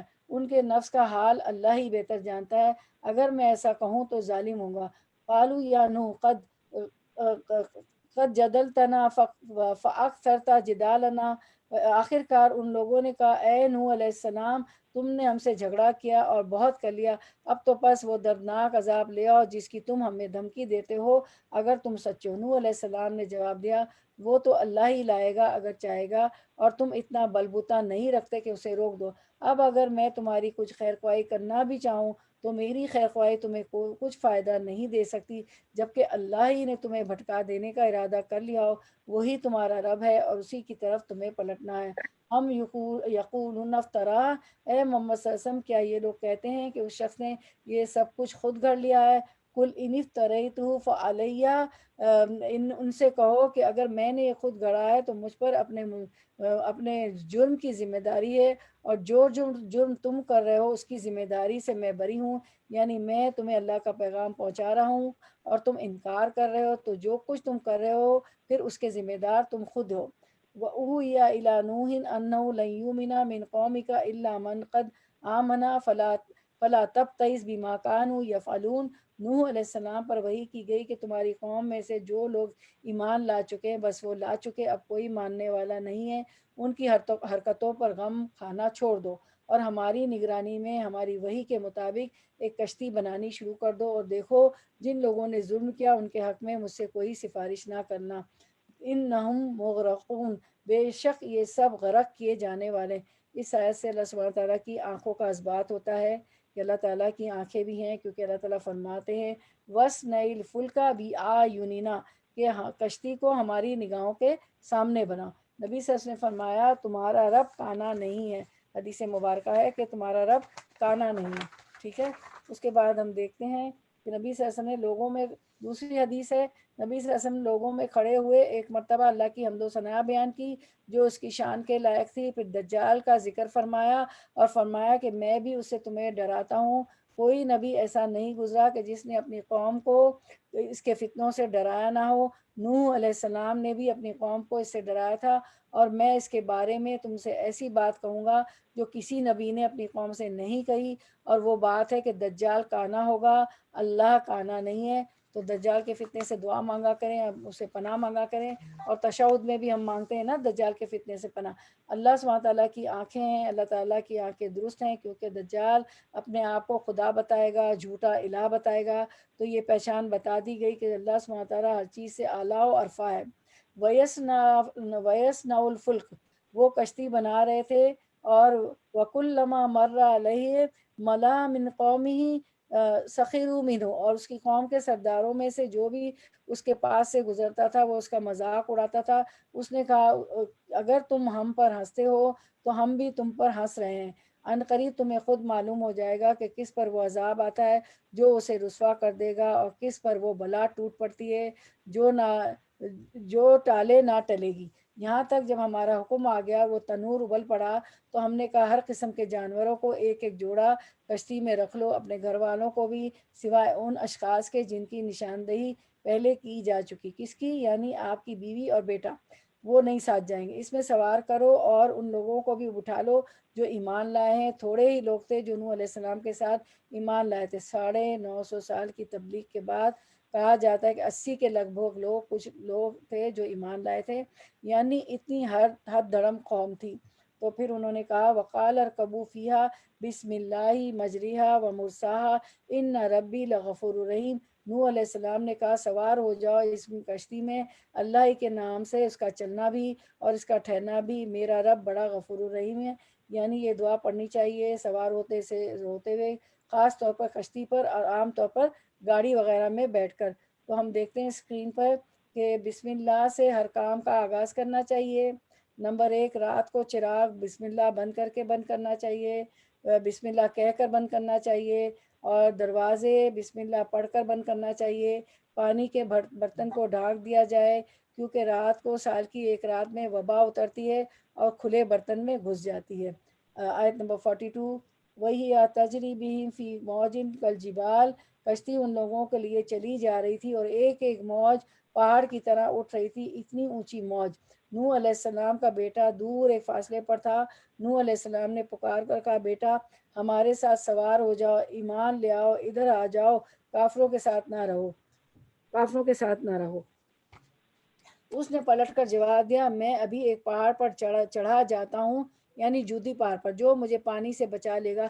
نوح علیہ السلام نے کہا آج کوئی چیز اللہ کے حکم سے بچانے والی نہیں ہے سوائے اس کے کہ اللہ ہی کسی پر رحم فرمائے۔ اتنے میں ایک موج دونوں کے درمیان حائل ہو گئی، باپ بیٹوں کے، اور وہ ڈوبنے والوں میں شامل ہو گیا۔ اب دیکھیں نبی کا بیٹا جنہوں نے 1-2 دن اللہ کی عبادت نہیں کی، بلکہ نبی نے نوح علیہ السلام نے 950 سال عبادت کی، اور صرف ذاتی عبادت نہیں کی بلکہ لوگوں کو اللہ کی طرف بلایا۔ جب ان کا اپنا بیٹا بھی نہیں مانا تو اس کے ساتھ بھی رعایت نہیں برتی۔ اس لیے کوئی انسان اس خوش فہمی میں نہ رہے کہ میں تو سید ہوں، سیدوں کی اولاد ہوں، اور ہمارے خاندان میں بڑے بڑے اسکالرز گزرے ہیں، یا فلاں فلاں شہید ہے وہ ہماری سفارش کروا لیں گے، یا ماں باپ بہت نیک نمازی تھے، تہجد گزار تھے اور ہماری نجات کروا دیں گے۔ نہیں، کسی پر بھی بھروسہ نہیں کر سکتے۔ اپنے لیے خود کچھ کرو، عمل سے زندگی بنتی ہے، جنت بھی جہنم بھی۔ اور آپ دیکھ لیں اگر کوئی ایسا ہے کسی گھر میں اللہ اولاد نافرمان ہے، بیٹا جو ہے شادی کے بعد توجہ نہیں دے رہا ہے، والدین کو چھوڑ دیا ہے، کچھ بھی ہے، تو اللہ تعالیٰ نے قرآن اتنا ٹھنڈا کر دیتا ہے، ہر طرح کی مثالیں ہیں، بہت ساری مشکلیں ہیں۔ آپ اس کے بعد ہماری سورۃ یوسف بھی شروع ہوگی، سورۃ الہود کے بعد اسی پارے میں آج ہم پڑھیں گے اس کی کچھ آیتیں۔ تو یوسف علیہ السلام کو تو کنویں میں پھینک دیا گیا تھا، تو کوئی بھی مشکل ہے تو ان نبیوں کے حالات پر دیکھ لیا کریں کہ ان کے ساتھ کیا ہوا نا۔ بیٹا ایمان نہیں لایا اور پھر وہ دیکھے وہ ڈوب گیا، اور وہ آپ سے نوح علیہ السلام کے ساتھ کشتی میں سوار نہیں ہو سکا۔ ایک بار سیدہ عائشہ رضی اللہ تعالی عنہا رو رہی تھی، تو آپ صلی اللہ علیہ وسلم نے پوچھا کہ کیوں رو رہی ہو؟ تو کہنے لگی قیامت کے دن یاد کر کے رو رہی ہوں، کیا اس دن آپ ہمیں یاد رکھیں گے؟ فرمایا عائشہ 3 مقامات ایسے جس میں کوئی کسی کو یاد نہیں رکھے گا، کوئی کسی کو نہیں پوچھے گا، ہر ایک کو اپنا اپنا معاملہ خود بھگتنا ہوگا، جب میزان نصب ہوگا، یعنی ترازو پہ جب اعمال تولے جائیں گے۔ ٹھیک ہے، ٹھیک ہے، جب لوگوں کے اعمال نامے تولے جا رہے ہوں گے اس وقت کسی کو کسی کی ہوش نہیں ہوگی، اور جب پلسرات سے گزر رہے ہوں گے کوئی کسی کو نہیں پوچھے گا۔ ٹھیک ہے، اس کے بعد ہم دیکھتے ہیں آیت نمبر 44، وقیلا یا ارد ابلئی ما کی و یا سماؤ اقلئی وغید الماؤ وقودی الامر، حکم و اے زمین اپنا سارا پانی نکل جا، اور اے آسمان تھم جا، چنانچہ پانی زمین میں بیٹھ گیا، فیصلہ چکا دیا گیا، کشتی جودی پہاڑ پر ٹک گئی، اور کہہ دیا گیا دور ہوئی ظالموں کی قوم۔ جودی کے بارے میں کہا جاتا ہے کہ کردستان کے علاقے میں ایک پہاڑ ہے، موجودہ ٹرکی میں ہے، اور کچھ لائٹس کے ذریعے اس پر کشتی کے نشانات دیکھے گئے ہیں۔ پھر لوگوں نے وہاں جا کر سیدنا نوح علیہ السلام کی کشتی کے کچھ پیسز وغیرہ بھی اکٹھے کیے ہیں۔ وَنَادَى نُوحُ رَبَّهُ، جب یہ سب کچھ ہو گیا تو نوح علیہ السلام نے اپنے رب کو پکارا، فَقَالَ رَبِّ اِنَّ ابْنِي مِنْ أَهْلِكَ، اے رب میرا بیٹا میرے گھر والوں میں سے ہے، وَإِنَّ وَعْدَكَ الْحَقُّ، اور تیرا وعدہ سچا ہے، وَأَنْتَ أَحْكَمُ الْحَاكِمِينَ، بلا بذالک شہید۔ جب یہ احکم الحاکمین تبت یدا میں بھی آئے نا تو کہیے بلا وبذالک انا شہید، کہ اللہ میں اس پر گواہ ہوں کہ آپ تمام سب حاکموں سے بڑا حاکم اور بہتر حاکم ہے آپ تو، اور تو سب حاکموں سے بڑا اور بہتر حاکم ہے، یعنی تیرا فیصلہ مجھے قبول ہے، تیرا فیصلہ درست ہے، مگر وہ میرا بیٹا تھا، میرے گھر والوں میں سے تھا۔ اب ظاہر ہے کہ وہ نوح علیہ السلام پیغمبر تو تھے لیکن انسان تھے۔ ایک قدرتی اور فطری محبت اس سے پتہ چلتا ہے کہ پیغمبر انسان ہوتے ہیں، ان کے اندر انسانوں کا دل ہوتا ہے، بالکل ان کے بھی جذبات ہوتے ہیں، انسانوں والے جذبات ہوتے ہیں، محبت کے رشتوں کے لیے ان کے اندر محبت ہوتی ہے، پھر وہ پتھر دل لوگ نہیں ہوتے یا فرشتے نہیں ہوتے جن کے اندر کوئی جذبات نہیں۔ 46 قال یا نوح انہ لیس من اہلک، جواب میں ارشاد ہوا اے نوح وہ تیرے گھر والوں میں سے نہیں، انہ عمل غیر صالح، وہ تو ایک بگڑا ہوا کام ہے، فلا تسألنی ما لیس لک بھی علم، لہٰذا اس کے بارے میں تو مجھ سے بات نہ کر جس کا آپ کو کوئی علم نہیں ہے، لہٰذا تو اس بات کی مجھ سے درخواست نہ کر جس کی حقیقت تو نہیں جانتا۔ انی اعیذک، میں تجھے نصیحت کرتا ہوں، ان تکونا من الجاہلین، کہ اپنے آپ کو جاہلوں کی طرح نہ بنا لے۔ تو اللہ کے یہاں اہل کون ہوتے ہیں؟ جو ایمان والے ہوتے ہیں۔ اللہ سبحانہ تعالیٰ سیدنا نوح علیہ السلام سے خفا نظر آتے ہیں کہ آپ کو ایسی دعا کرنے کا بھی حق نہیں، تو آپ دیکھیں کہ قیامت کے دن پھر انبیاء کس طرح شرک کرنے والوں، کفر کرنے والوں، منافقت اختیار کرنے والوں کی سفارش کریں گے۔ وہ نہیں کریں گے، جن کو اللہ تعالیٰ اجازت دے گا اور جن کے حق میں اجازت دے گا بس انہی کی شفاعت ہو گئی۔ منزل لذی یشفع عنہ الا باذنہ، کون ہے جو اس کے پاس شفاعت کرے مگر اس کے اذن سے، یعنی اللہ کے اذن سے ہوگا۔ آیت الکرسی میں پڑھا ہے نا یہ 47 قال ربی انی اعوذ بک ان اسألک ما لیس لی بھی علم، سیدنا نوح علیہ السلام نے فوراً عرض کیا اے میرے رب میں تیری پناہ مانگتا ہوں اس سے کہ وہ چیز تجھ سے مانگوں جس کا مجھے علم نہیں، یعنی ایسی دعا کروں جو مجھے نہیں کرنی چاہیے، اگر تو نے مجھے معاف نہ کیا اور مجھ پر رحم نہ کیا تو میں برباد ہو جاؤں گا۔ اب نوح علیہ السلام کو اپنی فکر لگ گئی کہ کہیں اللہ تعالیٰ مجھ سے ناراض نہ ہو، اتنی نیکیاں کرنے کے بعد بھی اللہ سے کیسے ڈرا جاتا ہے۔ 950 سال تبلیغ کی، خود بھی دین پہ تھے۔ اس کی بہترین مثال ہے سیدنا نوح علیہ السلام کہ کتنا اللہ سے ڈرتے ہیں، تو یہ بہترین مثال ہے۔ حکم و اے نوح اتر جا، ہماری طرف سے سلامتی اور برکتیں ہیں تجھ پر اور ان گروہوں پر جو تیرے ساتھ ہیں، اور کچھ گروہ ایسے بھی ہیں جن کو ہم کچھ مدت سامان زندگی بخشیں گے، پھر انہیں ہماری طرف سے دردناک عذاب پہنچائیں گے۔ پہلے بتا دیا گیا کہ آج تو یہ زمین کے اوپر صرف نیک لوگ باقی بچے ہیں، لیکن پھر کیا ہوا، ان کی اولاد میں سے کچھ نیک ہوں گے اور کچھ بد ہوں گے، پھر نیک ہی بچائے جائیں گے اور بد لوگ پھر اسی طرح سزا دیے جائیں گے۔ قوم عاد کے ساتھ کیا ہوا، قوم سمود کے ساتھ کیا ہوا، ان کے نیک لوگ بچا لیے گئے اور برے لوگ سب برباد ہو گئے۔ تِلْکَ مِنْ أَنْبَاءِ الْغَیْبِ نُوحِیہا الیک، مجھے اچھی طرح یاد ہے نوحیہا، یاد ہے سب لوگوں کو، گرامر کی کلاس میں ہم نے پڑھا تھا اس کو، بڑا بڑا ہم نے دیکھا تھا۔ اے محمد تو جا کے اس کی گرامر نکالیے گا، نوحیہا، سورۃ الہود آیت نمبر 49، اس سبق کو یاد کیجیے گا۔ اے محمد صلی اللہ علیہ وسلم یہ غیب کی خبریں جو ہم تمہاری طرف وحی کر رہے ہیں، اس سے پہلے نہ آپ ان کو جانتے تھے اور نہ آپ کی قوم، بس صبر کرو، انجام کر متقیوں ہی کے حق میں ہے۔ قرآن مجید میں جو واقعات بیان ہوئے ہیں ان میں سے ایک مقصود مطلوب، اگرچہ اور بھی بہت سے ہیں، اس میں عبرت کے واقعات اور نصیحت کے سبق ہے، لیکن ایک اہم سبق اور ایک اہم مقصد ان واقعات کو بیان کرنے کا نبی صلی اللہ علیہ وسلم کے دل کو تسلی دینا تھی۔ یہ مکی صورت ہے جس کے بارے میں آپ نے فرمایا تھا کہ مجھے سورہ ہود اور اس جیسی اور صورتوں نے برا کر دیا، ما یتساءلون، اور بھی میں نے آپ کو بتایا تھا، یعنی آپ کے کچھ بال سفید ہو گئے تھے غم کر کر کے کہ لوگ ایمان کیوں نہیں لاتے اور اس فکر میں رہتے تھے، تو آپ کو تسلی دی جا رہی ہے کہ آپ سسم دیکھیے سیدنا نوح علیہ السلام نے تو 950 سال کام کیا تھا، آپ ابھی سے کیوں پریشان ہیں، صبر کیجئے۔ ہم سب کو بھی کبھی ہمت نہیں آنی چاہیے، کبھی دل چھوٹا نہیں کرنا چاہیے۔ پیاری بہنوں، ہم امر بالمعروف نہیں انل منکر کرتے رہیں، کبھی یہ نہ سوچیں کہ اس کو اللہ نے معاف نہیں کرنا اور اس کو تو اللہ ہدایت نہیں دینی، ہرگز نہیں، ایسا کرنے سے اللہ سبحانہ تعالیٰ سخت ناراض ہوتے ہیں۔ کبھی کسی کا ہمیں ججمنٹل نہیں ہونا، فلاں جنتی فلاں دوزخی ہے، میں تو بڑی نمازیں پڑھنے لگی ہوں، بڑے قرآن کو سمجھ کے پڑھتی ہوں، نہیں، اللہ تعالیٰ کو پتہ ہے کہ کب کس کا دل پھیر دے اور کس کو ہدایت مل جائے۔ فاصبر ان العاقبۃ للمتقین، صبر کیجئے، انجام کار متقیوں کے حق میں اچھا ہے۔ وَإِلَىٰ عَادٍ أَخَاهُمْ هُودًا، وَإِلَىٰ عَادٍ أَخَاهُمْ هُودًا، اور عاد کی طرف ان کے بھائی ہود علیہ السلام کو بھیجا۔ پیغمبر اپنی قوم کی پیغمبر اپنی قوم کے بھائی کہلاتے ہیں۔ قال یا قوم اعبدوا اللہ، کہنے لگے اے میری قوم، کتنا محبت کا انداز ہے نا، اے میرے اپنے بھائیوں، اللہ کی عبادت کرو۔ ما لکم من الہ غیر، اس کے سوا تمہارا کوئی الہ نہیں، ان انتم الا مفترون، تم نے تو محض جھوٹ گھر رکھے۔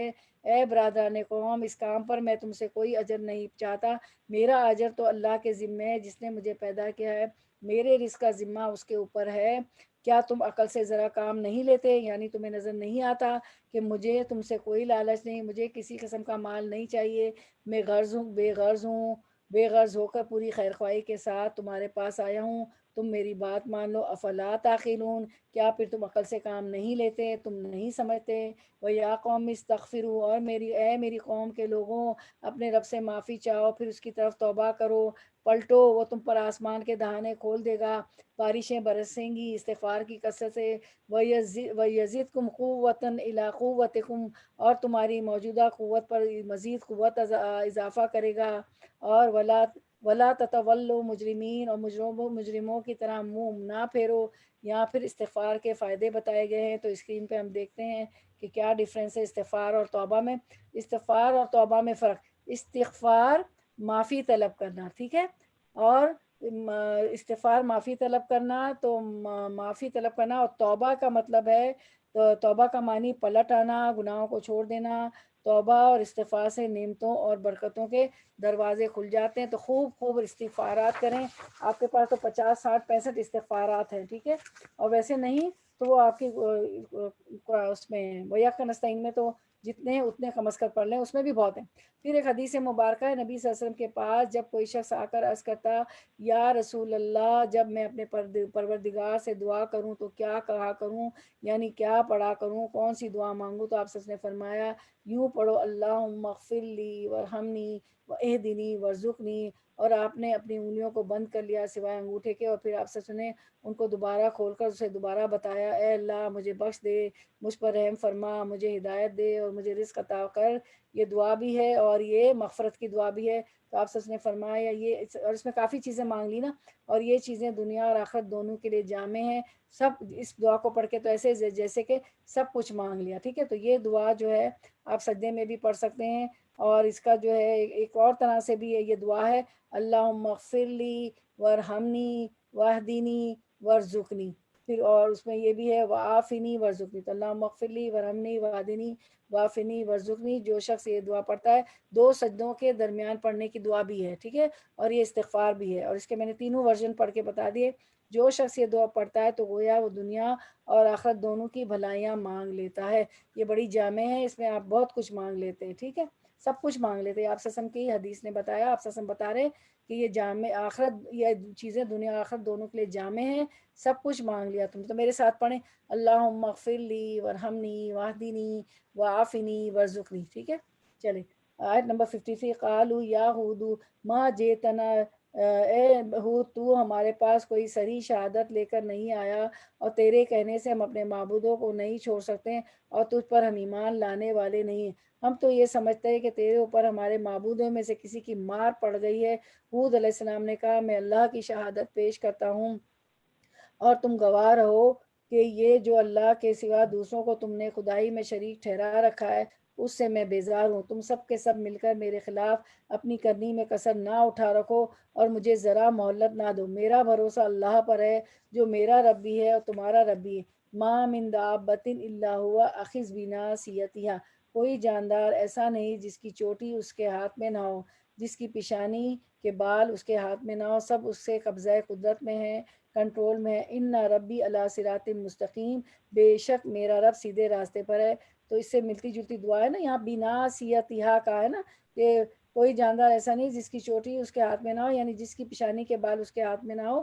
تو ہم دعا دیکھ لیتے ہیں، ایک دعا ہے اس میں بھی یہی ہے کہ جس میں پیشانی کے بال اللہ کے ہاتھ میں ہونے کا ذکر ہے، اللہم انی عبدک وابن عبدک وابن امتک ناصیتی بیدک ماضٍ فی حکمک عدل فی قضاؤک اسألک بکل اسم هو لک سمیت به نفسک او انزلتہ فی کتابک او علمتہ احدا من خلقک او استأثرت به فی علم الغیب عندک ان تجعل القرآن ربیع قلبی ونور صدری وجلاء حزنی وذہاب ہمی وغمی، یعنی انسان اپنے آپ کو اللہ کے حوالے کر دے، پوری طرح اللہ میں تیرے قبضے میں ہوں، پوری طرح تیرے کنٹرول میں ہوں، اس لیے میری ساری ضروریات بھی تو ہی پوری فرما، اور میرا رنج و غم دور کر، اور میرے قرآن کو میرے سینے کی بہار بنا دے۔ حضرت عبداللہ بن مسعود رضی اللہ عنہ روایت کرتے ہیں کہ رسول اللہ صلی اللہ علیہ وسلم نے فرمایا، یہ دکھائیں وہ حدیث پڑھ رہی ہوں میں، اسی کو فرمایا جب کسی کو کوئی غم یا تکلیف پہنچے تو یہ دعا پڑھے. آخری لائن دیکھے گرین میں ہے، تو اللہ تعالیٰ اس کی تکلیف اور غم کو دور کر دے گا اور اس کی جگہ اسے خوشی عطا کرے گا. تو ظاہر ہے آپ سب کی بتائی بھی دعا ہے اور میں نے تو پڑھی ہے، تو ماشاء اللہ میری تکلیف بھی دور ہو گئی، اللہ تعالیٰ نے خوشی بھی عطا فرمائی تھی، کیونکہ اللہ رسول جو کہہ دیں وہ تو پھر اس پہ ہم نے آمنا صدقنا اور ضرور فائدہ ہوتا ہے. یعنی اب ہم آیت نمبر 53 کی طرف آتے ہیں. اچھا پھر یہ دکھا دیں دوسری وہ دعا دکھا دیں. اللہ یہ دعا پڑھ لیتے ہیں. اللہم تجل القرآن ربیع قلبی ونور صدری وجلا حزنی وذہاب ہمی وغمی. اللہ قرآن کو ہمارے دل کی بہار، ہمارے سینے کا نور، ہمارے غم کو دور کرنے والا اور ہماری فکر کو لے جانے والا بنا دیجیے. آمین. سب لوگ کہیں آمین یا رب العالمین. اب آیت نمبر 53 کرتے ہیں. تو یہ اسی دعا کا حصہ ہے جو پوری ہم نے پڑھ لی.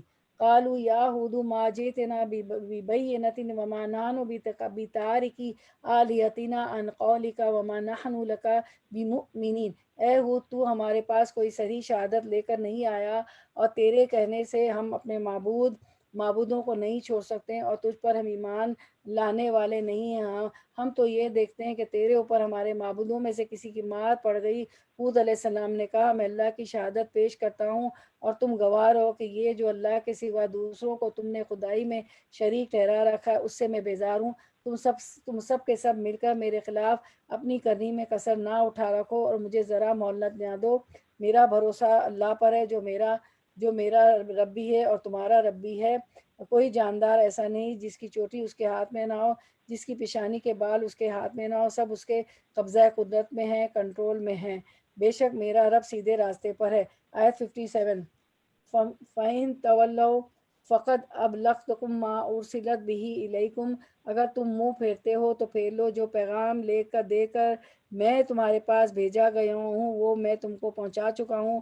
اب میرا رب تمہاری جگہ دوسری قوم کو اٹھائے گا. ان کو یہ وارننگ دی گئی اور تم اس کا کچھ نہ بگاڑ سکو گے. یقیناً میرا رب ہر چیز پر نگراں ہے.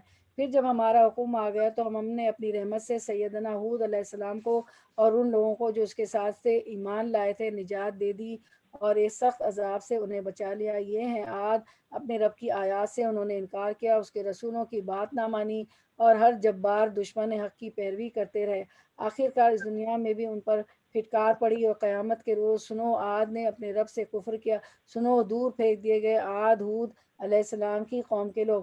ان کے بگڑنے اور بھٹکنے کی وجہ کیا تھی؟ ایک طرف پیغمبر تھا اور ایک طرف جبار عنید. تو انہوں نے پیغمبر کی بات چھوڑ کر سرکش سرداروں کی بات مانی، کیونکہ انسان ظاہر پرست ہے. ظاہر میں جو طاقتور نظر آتا ہے اس کو طاقتور سمجھ لیتا ہے، اس کی بات مان لیتا ہے اور اس کے مقابلے میں اللہ کی بات کو جھوٹا سمجھتا ہے، معمولی سمجھتا ہے، حقیر سمجھتا ہے.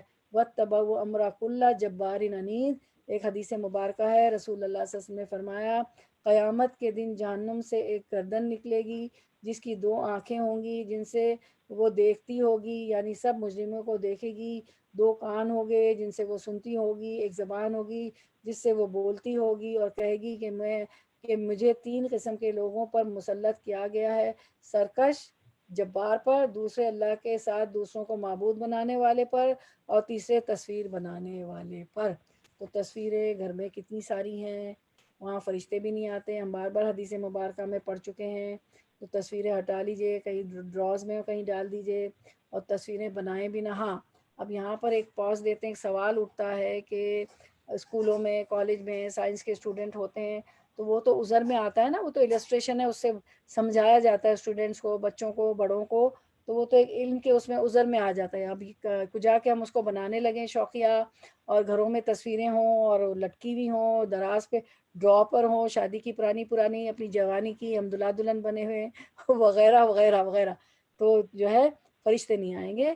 جب فرشتے نہیں آئیں گے تو ہماری عبادت کیسے اوپر جائے گی نا. تو آپ سب کو معلوم ہے نا، وہ صحیح بخاری میں ہم نے پڑھا تھا کہ آپ آپ کی زوجہ محترمہ فرماتی کہ چکر لگا رہے تھے. جب ہم پریشان ہوتے تو چکر لگانے لگتے نا، چلنے لگتے ادھر سے ادھر گھر میں، تو بہت بے چین تھے. تو زوجہ محترمہ نے پوچھا کہ کیا بات ہے؟ تو فرمانے لگے کہ کبھی ایسا نہ ہوا کہ جبریل علیہ السلام نے وعدہ کیا ہو نہ آئے ہوں. پھر فرماتی کہ ان کو خیال آیا تو انہوں نے جو ہے خیمے کے وہ اٹھایا اس کو، تو دیکھا کہ وہاں پہ ایک کتے کا بچہ تھا.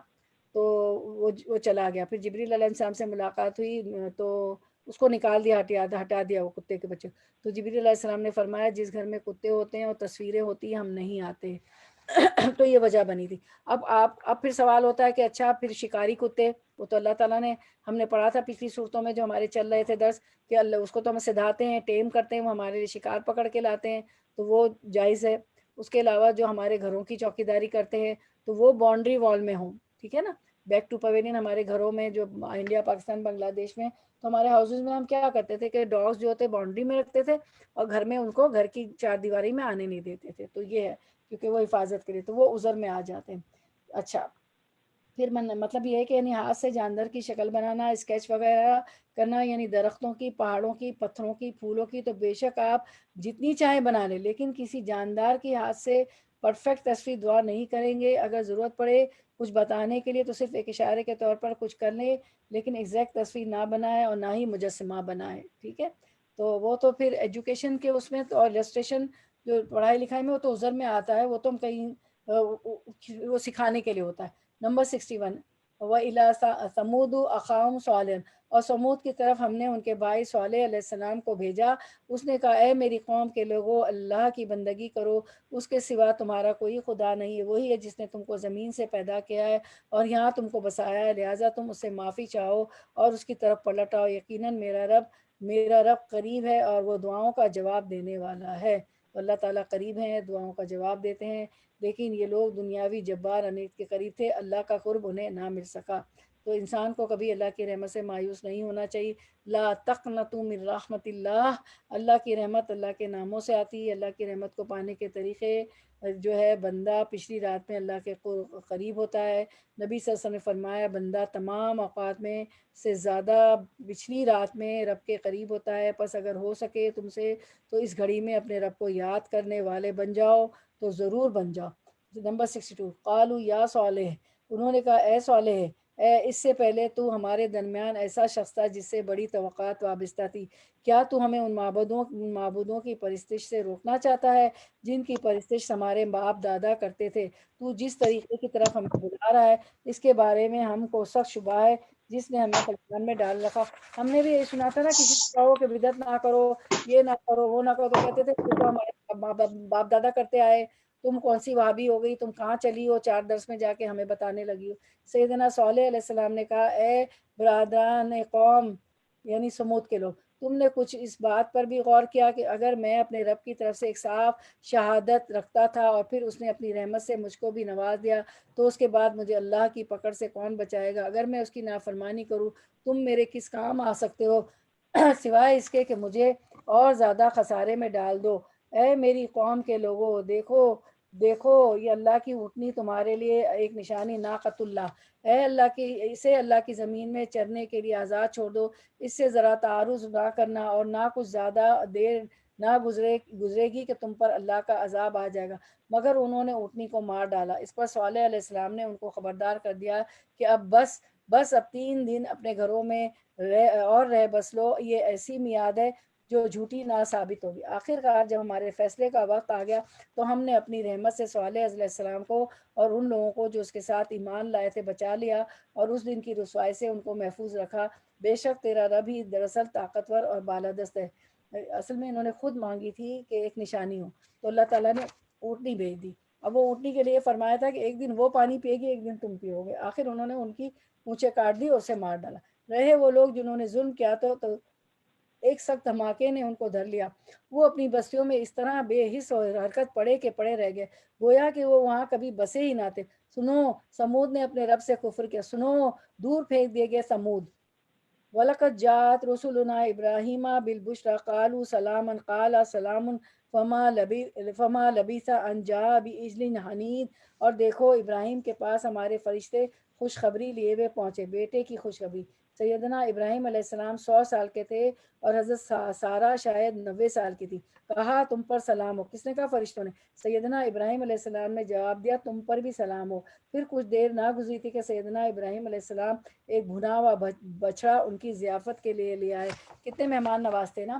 مگر جب دیکھا کہ ان کے ہاتھ کھانے پر نہیں پڑتے تو فرشتوں کے، تو وہ ان سے مشتبہ ہو گیا اور دل میں اس سے خوف محسوس کرنے لگا۔ انہوں نے کہا ڈرو نہیں، ہم تو لوط علیہ السلام کی قوم کی طرف بھیجے گئے ہیں، یعنی ہم فرشتے ہیں۔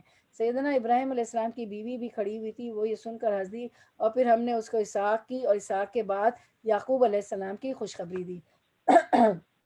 وہ بولی ہائے میری کمبختی، کیا اب میرے ہاں اولاد ہوگی جبکہ میں بڑھیا پھوس ہو گئی اور یہ میرے میاں بھی بوڑھے ہو چکے ہیں۔ حضرت سارہ کی عمر 90 سال تھی اس وقت، تو 90 سال کی خاتون بچے کو جنم دے، انسان کو یقین نہیں آتا، لیکن اللہ سبحانہ تعالیٰ نے جس سے جو کام چاہے لے لیا، تو یہ لے لیتا ہے، یہ تو بڑی عجیب بات ہے۔ وہ کہنے لگی یہ تو بڑی عجیب بات ہے۔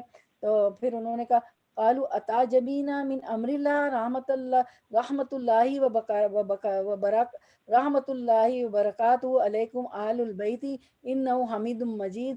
فرشتوں نے کہا اللہ کے حکم پر تعجب کرتی ہو، اتعجبین، ابراہیم کے گھر والوں، تم لوگوں پر تو اللہ کی رحمتیں اور برکتیں ہیں، اور یقیناً اللہ نہایت قابل تعریف اور بڑی شان والا ہے۔ اللہم انا، دعا مانگ لے، اللہم انا اسألک من فضلک و رحمتک لا یملکها الا انت۔ اللہ ہم آپ سے آپ کا فضل اور رحمت طلب کرتے ہیں، اس کو دینے پر کوئی قادر نہیں۔ یہ برکت ہے، آج تک ہم ابراہیم علیہ السلام کی پڑھتے ہیں۔ درود شریف میں کیا پڑھتے ہیں؟ میرے ساتھ سب پڑھیں، اللہم صلی علی محمد وعلی آل محمد کما صلیت علی ابراہیم وعلی آل ابراہیم انک حمید مجید، اللہم بارک علی محمد وعلی آل محمد کما بارکت علی ابراہیم وعلی آل ابراہیم انک حمید مجید۔ تو آج تک دیکھیں ابراہیم علیہ السلام جو کہ اللہ کے دوست تھے، وہ تمام انبیاء کے باپ ہیں، ان کے بعد جتنے بھی انبیاء دنیا میں آئے، رسول آئے، وہ سب ان کی اولاد میں سے تھے، تو ان کا مقام باقی کے مقابلے میں بلند ہے۔ اور اس کے بعد محمد صلی اللہ علیہ وسلم جو خاتم النبیین ہیں، ان کا مقام پھر باقی تمام پیغمبروں سے بڑا ہے۔ تو آپ دیکھیں کہ درود ابراہیمی میں اسی درود ابراہیمی کہا جاتا ہے، اور ہم اس میں ابراہیم علیہ السلام کو بھی درود بھیجتے ہیں۔ فلما ذهب عن ابراہیم رو وجاءت البشرى یجادلنا فی قوم لوط ان ابراہیم لحلیم اواہ منیب۔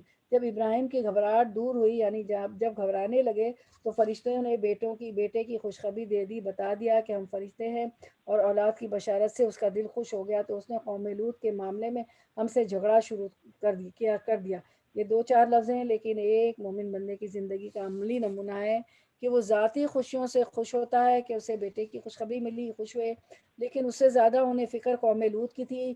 فوراً قوم لوط کے بارے میں پریشان ہوئے، کیونکہ فرشتہ نے بتایا تھا نا کہ ہم قوم لوط کی طرف بھیجیں گے، ان پر عذاب آنے والا لگا ہے، تو وہ تباہ ہو جائیں گے۔ ان کے بارے میں اپنے رب سے جھگڑنے لگے، یجادلونا فی قوم لوط، کہ اللہ تعالیٰ ان سے عذاب، اب اللہ تعالیٰ سے قوم لوط کے بارے میں یجادلونا، جھگڑا کرتے ہیں کہ ان سے عذاب ٹال دے، کیونکہ ان ابراہیم لحلیم اواہ منیب، کیونکہ ابراہیم علیہ السلام البتہ بہت حلم والے، بردبار، بہت آہیں بھرنے والے، نرم دل انسان تھے، جو اللہ کی طرف ہر حال میں رجوع کرتے تھے۔ تو اسکرین پر ہم دیکھتے ہیں ابراہیم علیہ السلام کی خیر خواہی، کبھی بھی منکرین حق کے لیے بددعا نہیں کی تھی، حلیم جو غصہ نہیں کرتا اور دوسروں کے قصور پر اس کو پکڑتا نہیں، اواہ ہر وقت اللہ کے سامنے گر گرانے والا، منیب ہر کام میں اللہ کی طرف رجوع کرنے والا۔ تو ہمیں بھی بن جانا چاہیے کیسے ابراہیم علیہ السلام کے ساتھ جیسا، کہ حلیم اواہ منیب انشاءاللہ۔ اچھا، اس کے بعد ہم دیکھتے ہیں امام احمد ابن حنبل رحمۃ اللہ جب بہت محنت کرتے تھے، راتوں کو بھی بہت کم سوتے تھے، اب ان کے بیٹے نے جب ان سے کہا تو کہنے لگے سونے کی جگہ تو جنت ہے، جنت میں جا کر سوئیں گے، وہاں آرام کریں گے، اور قبر میں تو سونا ہی سونا ہے، یہ تو دنیا تو کام کی جگہ ہے، اگر ہماری ساری دلچسپی صرف عیش و عشرت میں رہ جائے تو پھر آخرت کے لیے ہم تیاری نہیں کر سکیں۔ دیکھیں امام احمد ابن حنبل کیا فرماتے ہیں اپنے بیٹے سے کہ یہ تو کام کی جگہ ہے دنیا میں، تو وہاں جا کے سوئیں گے جنت میں انشاءاللہ۔ آخر کار ہمارے فرشتوں نے اس سے کہا اے ابراہیم اس سے باز آ جاؤ، تمہارے رب کا حکم ہو چکا ہے، اب ان لوگوں پر وہ عذاب آ کر رہے گا جو کسی کے پھیرے نہیں پھر سکتا، یعنی قوم لوط پر عذاب۔ قوم لوط دنیا میں ایک ایسے جرم میں مبتلا تھی جو اس سے پہلے کبھی کسی نے نہیں کیا تھا، اور وہ کیا تھا؟ ہم جنس پرستی، ہومو سیکشولیٹی، یا مرد کا مرد سے جنسی جسمانی تعلق۔ یہ عمل انتہائی مکروہ عمل ہے، ہمارے دین میں حرام ہے، کبیرہ گناہ ہے، لیکن افسوس کہ یہاں تو جائز ہے، استغفر اللہ۔ رسول اللہ صلی اللہ علیہ وسلم نے فرمایا مجھے اپنی امت میں سب سے زیادہ جس چیز کا سب سے زیادہ اندیشہ ہے وہ قوم لوط کا عمل ہے۔ استغفر، دیکھیں آپ صلی اللہ علیہ وسلم کو بھی ڈر تھا، یعنی مردوں کے بارے میں جس چیز سے ڈرتا ہوں وہ عمل قوم لوط ہے، اس طرح نبی صلی اللہ علیہ وسلم نے عورت کو بھی عورت کے ساتھ بغیر بیچ میں کپڑے کے لیٹنے سے منع کیا، ایک بستر پر سونے سے منع کیا ہے۔ تو یہ تمام اعمال، یعنی عورت کا عورت سے جسمانی تعلق اس درجے کا تو نہیں ہوتا جو مرد کا ہوتا ہے، لیکن وہ بھی ممنوع ہے، حرام ہے۔ نبی صلی اللہ علیہ وسلم نے بار بار اس فعل کو ملعون کہا ہے۔ آپ صلی اللہ علیہ وسلم نے فرمایا جسے قوم لوط کا عمل اغلام بازی کرتے ہوئے پاؤ تو کرنے والے اور جس کے ساتھ کیا گیا ہے دونوں کو قتل کر دو۔ آپ نے فرمایا اللہ نے اس پر لعنت کی ہے جو قوم لوط والا عمل کرے، اللہ نے اس پر لعنت کی ہے جو قوم لوط والا عمل کرے، اللہ نے اس پر لعنت کی ہے جو قوم لوط والا عمل کرے۔ اس طرح اس شخص پر بھی لعنت کی جو کسی جانور پر پڑے، اور وہ شخص بھی ملعون ہے جو قوم لوط والا عمل کرے، یعنی اتنا گھناؤنا عمل ہے کیونکہ اس میں ایک طرف تو عورت کا حق مارا جاتا ہے، دوسری طرف انتہائی غلیظ فعل ہے۔ اور ہم جنس پرستی ہومو سیکسولیٹی یاد رکھے، شادی شدہ ہونے کی بھی شرط نہیں، صرف بلوغت اور عاقل ہونے کی شرط ہے۔ اگر یہ شرط پوری ہو جائے تو ایسا فعل کرنے والے پر حد جاری کر دی جاتی ہے، یعنی پنشمنٹ۔ ابن عباس سے روایت ہے رضی اللہ عنہ کے کنوارا مرد اگر عمل قوم لوط کرتا ہوا پکڑا جائے تو اسے بھی رجم کیا جائے، یعنی ان کے نزدیک ان کی سزا اتنی سخت ہے۔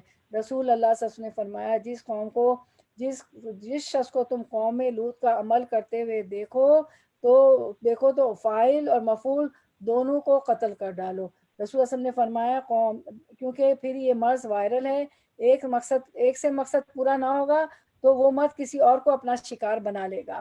رسول اللہ صلی اللہ علیہ وسلم نے فرمایا قوم لوط کا عمل کرنے والے کے متعلق اوپر والے اور نیچے والے دونوں کو سنسار کر دو اور ان دونوں کو اکٹھا سنسار کرو۔ ٹھیک ہے، یہ سزائیں دیکھیں، اتنی ساری حدیثیں ہم نے پڑھی، یعنی دونوں ہی مجھے آپ لوگوں نے اسکرین شاٹ لیا ہوگا، اور جب بھی کوئی سوال آئے تو دلیل سے بات کریں۔ ماشاءاللہ آپ کے پاس اب اسکرین شاٹس ہوتے ہیں تو کتابیں نہیں تو کیا بیٹھ کے کتابوں سے نہیں پڑھی تو زوم پہ یہ فائدہ ہے، تو ضرور دلائل دیا کریں، ٹھیک ہے۔ اچھا، اس کے بعد ہم دیکھتے ہیں کہ یعنی دونوں ہی مجرم ہیں، غلط کام کرنے والا کروانے والا، تو اس لیے اس قوم پر جو عذاب آیا وہ باقی قوموں کے مقابلے میں بھی سخت، قوم لوط علیہ السلام کی قوم پر، اور اس قوم میں سے سیدنا لوط علیہ السلام خود اور ان کی 2 بیٹیاں بچی تھیں، اور باقی ان کی بیوی اور قوم پوری کی پوری تباہ کر دی گئی، اور ان پر آسمان سے پتھر بھی برسائے گئے۔ اس بستی کو اوپر لے جا کر آسمان سے پٹخا کر نیچے مارا گیا، اوپر لے جایا گیا، آسمان سے پٹکایا گیا، نیچے مارا گیا، یہ زمین میں دھس گئے، ان کے اوپر پانی آ گیا، ان کے اوپر آگ آئی، یعنی ہر طرح کے عذاب جو دوسری قوموں کو ایک ایک عذاب آیا، سارے عذاب ان پر اکٹھے کر دیے گئے آل ٹوگیدر، کیونکہ اللہ تعالیٰ اس عمل سے اتنا غضبناک ہوتا ہے۔ اور جب ہمارے فرشتے لوط کے پاس پہنچے، سیدنا ابراہیم علیہ السلام سے فارغ ہو کر سیدنا لوط علیہ السلام کی طرف گئے تو وہ ان کی آمد سے بہت گھبرائے اور دل تنگ ہوئے۔ سیدنا لوط علیہ السلام کیوں گھبرائے؟ کیونکہ فرشتے خوبصورت لڑکوں کی شکل میں تھے، کہنے لگے آج بڑی مصیبت کا دن ہے، ایک اور آزمائش آ گئی۔ ان مہمانوں کا آنا تھا، اس کی قوم کے لوگ بے اختیار اس کی قوم کے لوگ بے اختیار اس کے گھر کی طرف دوڑ پڑے، کوئی شرم نہیں، حیا نہیں، کچھ نہیں، پہلے سے وہ ایسی ہی بدکاریوں کے خوگر تھے۔ سیدنا لوط علیہ السلام نے ان سے کہا بھائیو، یہ میری بیٹیاں موجود ہیں، یہ تمہارے لیے پاکیزہ ترے کچھ خدا کا خوف کرو، اللہ سے ڈرو، اور میرے مہمانوں کے معاملے میں مجھے ذلیل نہ کرو، کیا تم میں کوئی بھلا آدمی نہیں؟ اب یہ آئے تھے فرشتے لیکن خوبصورت نوجوانوں کی شکل میں تھے، اور یہ تو تھے ہی مرد سے ان کا تعلق تھا، ہومو سیکشولیٹی میں بہت انٹرسٹڈ ہوتے تھے۔ تو یہ باتیں نوح علیہ السلام ان سے کہہ رہے ہیں کہ کیا تم میں کوئی بھلا آدمی نہیں ہے، میرے مہمانوں کے سامنے مجھے وہ نہ کرنا، اور پھر جو ہے کیا میری بیٹیوں میں کوئی موجود تو یہ ان سے کہا بھائیو، یہ میری بیٹیاں موجود ہیں، یہ تمہارے لیے پاکیزہ تر، یعنی مطلب یہ تھا کہ اپنی بیٹیوں کے علاوہ پوری قوم کی بیٹیاں، یعنی کہ تمہارا تعلق عورتوں سے ہونا چاہیے۔ انہوں نے جواب دیا تجھے تو معلوم ہی کہ تیری بیٹیوں میں ہمارا کوئی حصہ نہیں ہے، اور یہ بھی پتہ، تو یہ بھی جانتا ہے کہ ہم چاہتے کیا ہیں، لڑکیوں سے ہماری کوئی دلچسپی نہیں، اور تو یہ بھی جانتا ہے کہ ہم کیا چاہتے ہیں، یعنی ان لڑکوں کے ساتھ برا فعل کرنا چاہتے ہیں جو کہ اصل میں فرشتے تھے۔ لوط نے کہا کاش میرے پاس اتنی طاقت ہوتی کہ تمہیں سیدھا کر دیتا، یا کوئی مضبوط سہارا ہی ہوتا کہ اس کی پناہ لیتا۔ تب فرشتوں نے اس سے کہا کہ اے لوط، ہم تیرے رب کے بھیجے ہوئے فرشتے ہیں، یہ لوگ تیرا کچھ نہ بگاڑ سکیں گے، بس تو کچھ رات رہے اپنے اہل و عیال کو لے کر نکل جا، اور دیکھو تم میں سے کوئی شخص پیچھے پلٹ کر نہ دیکھے مگر تیری بیوی ساتھ نہیں جائے گی، کیونکہ اس پر بھی وہی کچھ گزرنے والا ہے جو ان لوگوں پر گزرنا ہے۔ ان کی تباہی کے لیے صبح کا وقت مقرر ہے، صبح ہوتے اب دیر ہی کتنی ہے۔ اصل میں لوط علیہ السلام کی بیوی بھی مسلمان، ظاہر نبی کے ساتھ رہتی تھی، مسلمان تھی، لیکن اس کی ساری دلچسپی قوم کے ساتھ تھی، تو پھر جو جس کے ساتھ دلچسپی ہوتی پھر انہی میں کا ہو جاتا ہے۔ پھر جب ہمارے فیصلے کا وقت آ پہنچا تو ہم نے اسے اس بستی کو تلپٹ کر دیا اور اس پر پکی ہوئی مٹی کے پتھر تابا توڑ برسائے، یعنی بارش برسا دی پتھروں کی، جس میں سے ہر پتھر تیرے رب کے ہاں نشان زدہ تھا، استغفر اللہ، کہ کون سا پتھر کس کو لے گا یہ بھی طے تھا، اور ظالموں سے یہ سزا کچھ دور نہیں۔ آیت 84۔ وَإِلَىٰ مَدْيَنَ أَخَاهُمْ شُعَيْبًا، اور مدین کی طرف ہم نے اس کے بھائی شعیب کو بھیجا۔ قال یا قوم اعبدوا اللہ ما لکم من الہ غیرہ، اس نے کہا اے میری قوم کے لوگو، اللہ کی بندگی کرو، اس کے سوا تمہارا کوئی الہ نہیں، ناپ تول میں کمی نہ کرو۔ آج میں تم کو اچھے حال میں دیکھ رہا ہوں، مگر مجھے ڈر ہے کہ کل تم پر ایسا دن آئے گا جس کا عذاب سب کو گھیر لے گا۔ ناپ تول میں کمی یہ بھی حرام کاموں میں سے ہے، اور بڑے جرائم میں سے ہے، بڑے کرائمز میں سے ہے، اور کبیرہ گناہوں میں سے۔ نبی صلی اللہ علیہ وسلم نے فرمایا حدیث مبارکہ، جب لوگ ناپ تول میں کمی کرتے ہیں تو انہیں قحط سالی، سخت تکلیفیں اور بادشاہوں کے ظلم و ستم دبوچ لیتے ہیں، اور یہ ہمارے ساتھ ہو رہا ہے۔ جو بیمانیاں ہو رہی ہیں تو کیا ہو رہا ہے، قحط آ جاتا ہے، ڈرافٹس فیمائن آ جاتے ہیں، اور ظالم بادشاہ ہم پر مسلط ہوئے ہوئے ہیں۔ یعنی ایسے لوگوں پر مصیبتیں اور تنگیاں آتی ہیں جب ناپ تول میں کمی ہوتی ہے، اللہ کی رحمت سے دوری ہوتی ہے۔ آیت 85۔ اور اے برادران قوم، ٹھیک ٹھیک انصاف کے ساتھ پورا ناپو اور تولو، لوگوں کو ان کی چیزوں میں گھاٹا نہ دیا کرو، اور زمین میں فساد نہ پھیلاتے رہو۔ اللہ کی دی ہوئی بچت تمہارے لیے بہتر ہے اگر تم مومن ہو، یعنی ایک معقول پروفٹ لو، تول میں کمی کر کے پیسے مت کماؤ، اور بہرحال میں تمہارے اوپر کوئی نگراں کار نہیں ہوں، یعنی میں ہر وقت تمہیں دیکھ نہیں سکتا، تمہیں نصیحت کر سکتا ہوں، خیر خواہ ہوں تمہارا۔ انہوں نے جواب دیا اے شعیب علیہ السلام، کیا تیری نمازیں تجھے یہ سکھاتی ہے کہ ہم ان سارے معبودوں کو چھوڑ دیں جن کی پرستش ہمارے باپ دادا کرتے تھے؟ نماز کا تانا دیا جا رہا ہے۔ آج تک یہی ذہنیت ہے لوگوں کی کہ اگر کوئی نمازی شخص کسی کو کوئی نصیحت کر بیٹھے تو لوگ پلٹ کر اس کو نمازوں کا تانا دیتے ہیں کہ ہم نے دیکھے ہیں نماز پڑھنے والے، اور تمہاری نمازیں تمہیں یہ سکھاتی ہے کہ تم لوگوں کی زندگی میں دخل اندازی کرو، او اٹس مائی پرائیویٹ لائف۔ یہی ہے نا آج کل، تو یہ ہو گیا یہ میری پرائیویٹ لائف میں کوئی نہیں بول رہا ہوتا ہے۔ اللہ تعالیٰ نے کہا امر بالمعروف نہیں انل منکر کرو، دین کے خلاف کوئی جا رہا ہے تو اس کو روکو، لیکن اب امر بالمعروف اور نہیں انل منکر دخل اندازی میں شمار ہوتا ہے، پرائیویٹ لائف میں گھسنا شمار ہوتا ہے۔ انہوں نے جواب دیا اے شعیب، کیا تیری نماز تجھے یہ سکھاتی ہے کہ ہم ان سارے معبودوں کو چھوڑ دیں جن کی پرستش ہمارے باپ دادا کرتے تھے، یا یہ کہ ہم کو اپنے مال میں سے اپنے منشا کے مطابق تصرف کرنے کا اختیار نہ ہو؟ بس تو ہی تو ایک عالی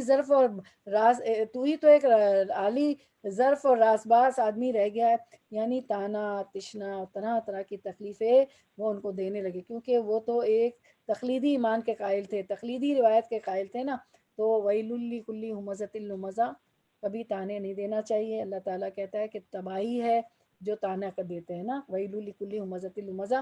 آج یہ موقع ہوا کہ اس کو بھی جا کے پڑھیے گا، ویل لکل ہمزۃ لمزہ، ترجمے کے ساتھ۔ آیت نمبر 18۔ قال یا قومی ارأیتم ان کنت علی بینۃ من ربی ورزقنی منہ رزقا حسنا۔ شعیب نے کہا بھائیو تم خود ہی سوچو، اگر میں اپنے رب کی طرف سے ایک کھلی شہادت پاتا، پھر اس نے اپنے ہاں مجھ کو اچھا رزق بھی عطا کیا، تو اس کے بعد میں تمہاری گمراہیوں اور حرام خوریوں میں تمہارا شریک حال کیسے ہو سکتا ہوں، یعنی تمہارے ساتھ کیسے مل سکتا ہوں؟ اور میں ہرگز نہیں چاہتا کہ جن باتوں سے میں تم کو روکتا ہوں ان کا خود ارتکاب کروں، میں تو اصلاح کرنا چاہتا ہوں جہاں تک بھی میرا بس چلے، اور یہ جو کچھ میں کرنا چاہتا اس کا انحصار اللہ کی توفیق پر ہے، اسی پر میں نے بھروسہ کیا اور ہر معاملے میں اسی کی طرف رجوع کرتا ہوں۔ وما توفیقی الا باللہ علیہ توکلت و الیہ انیب۔ جب کوئی آپ کی تعریف بھی کرے، کوئی اچھا کام کر جائیں، واٹس ایپ پہ آپ کو میسیجز آئیں، ویسے کوئی سامنے کوئی آپ کو کہے تو جو ہے کیونکہ فخر تکبر نہ آ جائے تعریف پر، تو کہے وما توفیقی، میرے ساتھ پڑھے وما توفیقی الا باللہ علیہ توکلت و الیہ انیب۔ یعنی جب انہوں نے ان پر الزام تراشی کی تو انہوں نے اپنی پوزیشن کو کلیئر کیا کہ میرے آنے کا مقصد کیا ہے۔ اور 89۔ اور اے برادران قوم، میرے خلاف تمہاری ہٹ دھرمی کہیں یہ نوبت نہ پہنچا دے کہ آخرکار تم پر بھی وہی عذاب آ کر رہے جو نوح، یہود یا صالح علیہ السلام کی قوم پر آیا تھا، اور لوط علیہ السلام کی قوم تو تم سے کچھ زیادہ دور بھی نہیں ہے۔ وَاسْتَغْفِرُوا رَبَّكُمْ ثُمَّ تُوبُوا إِلَيْهِ إِنَّ رَبِّي رَحِيمٌ وَدُودٌ۔ دیکھو اپنے رب سے معافی مانگو اور اس کی طرف پلٹ آؤ، بے شک میرا رب رحیم ہے اور مخلوق سے محبت رکھتا ہے۔ تو اللہ تعالیٰ ودود بھی ہے، مخلوق سے بہت محبت کرتا ہے۔ ان ربی رحیم ودود، اس سے پتہ چلتا ہے کہ گناہ گاروں سے بھی محبت رکھتا ہے، اسی لیے ان کو مہلت دیتا ہے، کیونکہ اس کے بندے ہیں نا، وہ مہلت دیتا ہے تاکہ وہ ہدایت پا سکے۔ 3 دفعہ استغفار پڑھ لیں میرے ساتھ، استغفر اللہ ربی من کل ذنب واتوب الیک، استغفر اللہ ربی من کل ذنب واتوب الیک، استغفر اللہ ربی من کل ذنب واتوب الیک۔ قالوا یا شعیب ما نفقہ کثیرا مما تقول وإنا لنراک فینا ضعیفا۔ انہوں نے جواب دیا، اے شعیب، تیری بہت سی باتیں تو ہماری سمجھ میں نہیں آتی۔ جب کام نہیں کرنا ہوتا تو یہی کہتے ہیں ہمیں سمجھ نہیں آیا، یا کہتے ہیں آج کل تو یہ جملہ بڑا کامن ہے، میں نے سنا ہی نہیں، مذاق میں بھی کہہ رہے تھے نہیں ہم نے سنا نہیں۔ انہوں نے جواب دیا، اے شعیب، تیری بہت سی باتیں تو ہماری سمجھ میں نہیں آتی، اور ہم دیکھتے ہیں کہ تو ہمارے درمیان ایک بے زور آدمی ہے، تیری برادری نہ ہوتی تو ہم کب کا تجھے سنسار کر چکے ہوتے، تیرا بل بوتا تو اتنا نہیں ہے کہ ہم پر بھاری ہو۔ شعیب نے کہا، بھائیو، کیا میری برادری تم پر اللہ سے زیادہ بھاری ہے؟ یعنی برادری سے ڈرتے ہو، اللہ سے نہیں۔ آج ہم دیکھتے ہیں کہ ہم لوگوں کا کیا حال ہے، خاندان، برادری، اور جو ہے پیئر پریشر، لوگ، معاشرہ، وقت، فیشن، چلن، تو ہمارا بھی حال ہے۔ تم نے برادری کا تو خوف کیا، اللہ کو بالکل پس پش ڈال دیا۔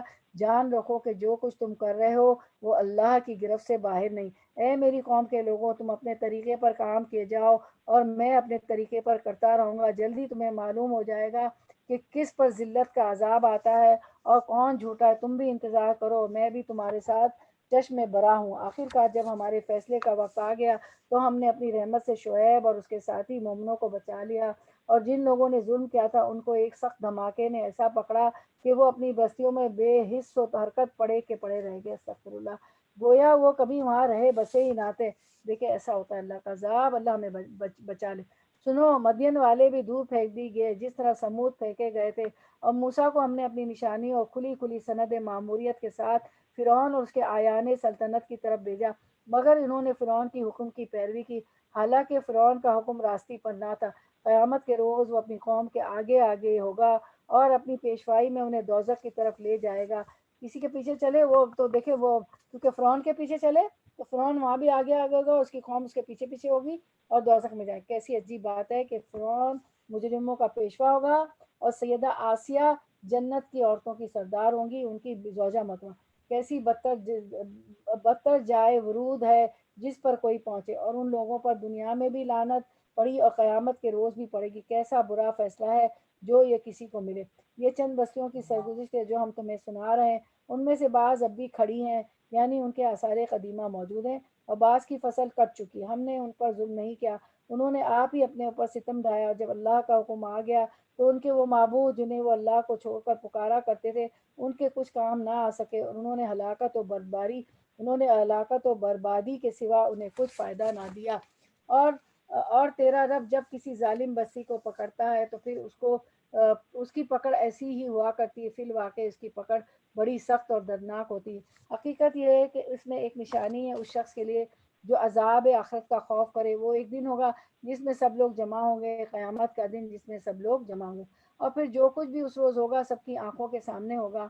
ہم اس کے لانے میں کچھ بہت زیادہ تاخیر نہیں کر رہے ہیں، یعنی قیامت کا دن قریب ہے۔ قیامت جب آئے گی قریب تو ہے، لیکن کیا ہے، جس کی موت آ گئی اس کی تو قیامت آ گئی۔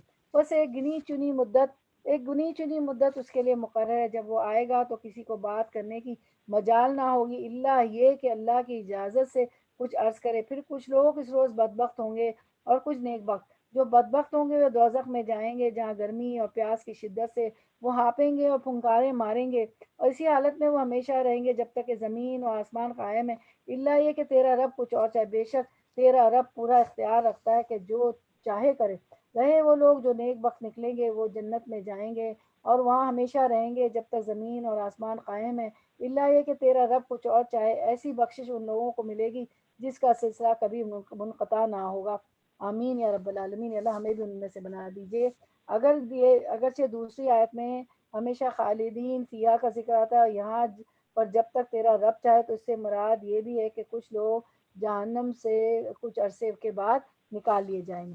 رسول اللہ صلی اللہ علیہ وسلم نے ایک حدیث ہے اس کے بارے میں فرمایا، جہنم میں ایک قوم ہوگی جو جہنم میں اس وقت رہے گی جب تک اللہ چاہے گا اس کو رکھے گا، پھر اللہ کو ان پر رحم آئے گا، وہ انہیں جہنم سے نکال لے گا، تو یہ لوگ جنت کے قریبی حصے میں ہوں گے، پھر وہ الحیوان نامی ایک شہر میں رسل کریں گے۔ إذا جاء نصر الله میں ایسے کرتی ہوں، میں میوٹ کرتی ہوں، میوٹ آن۔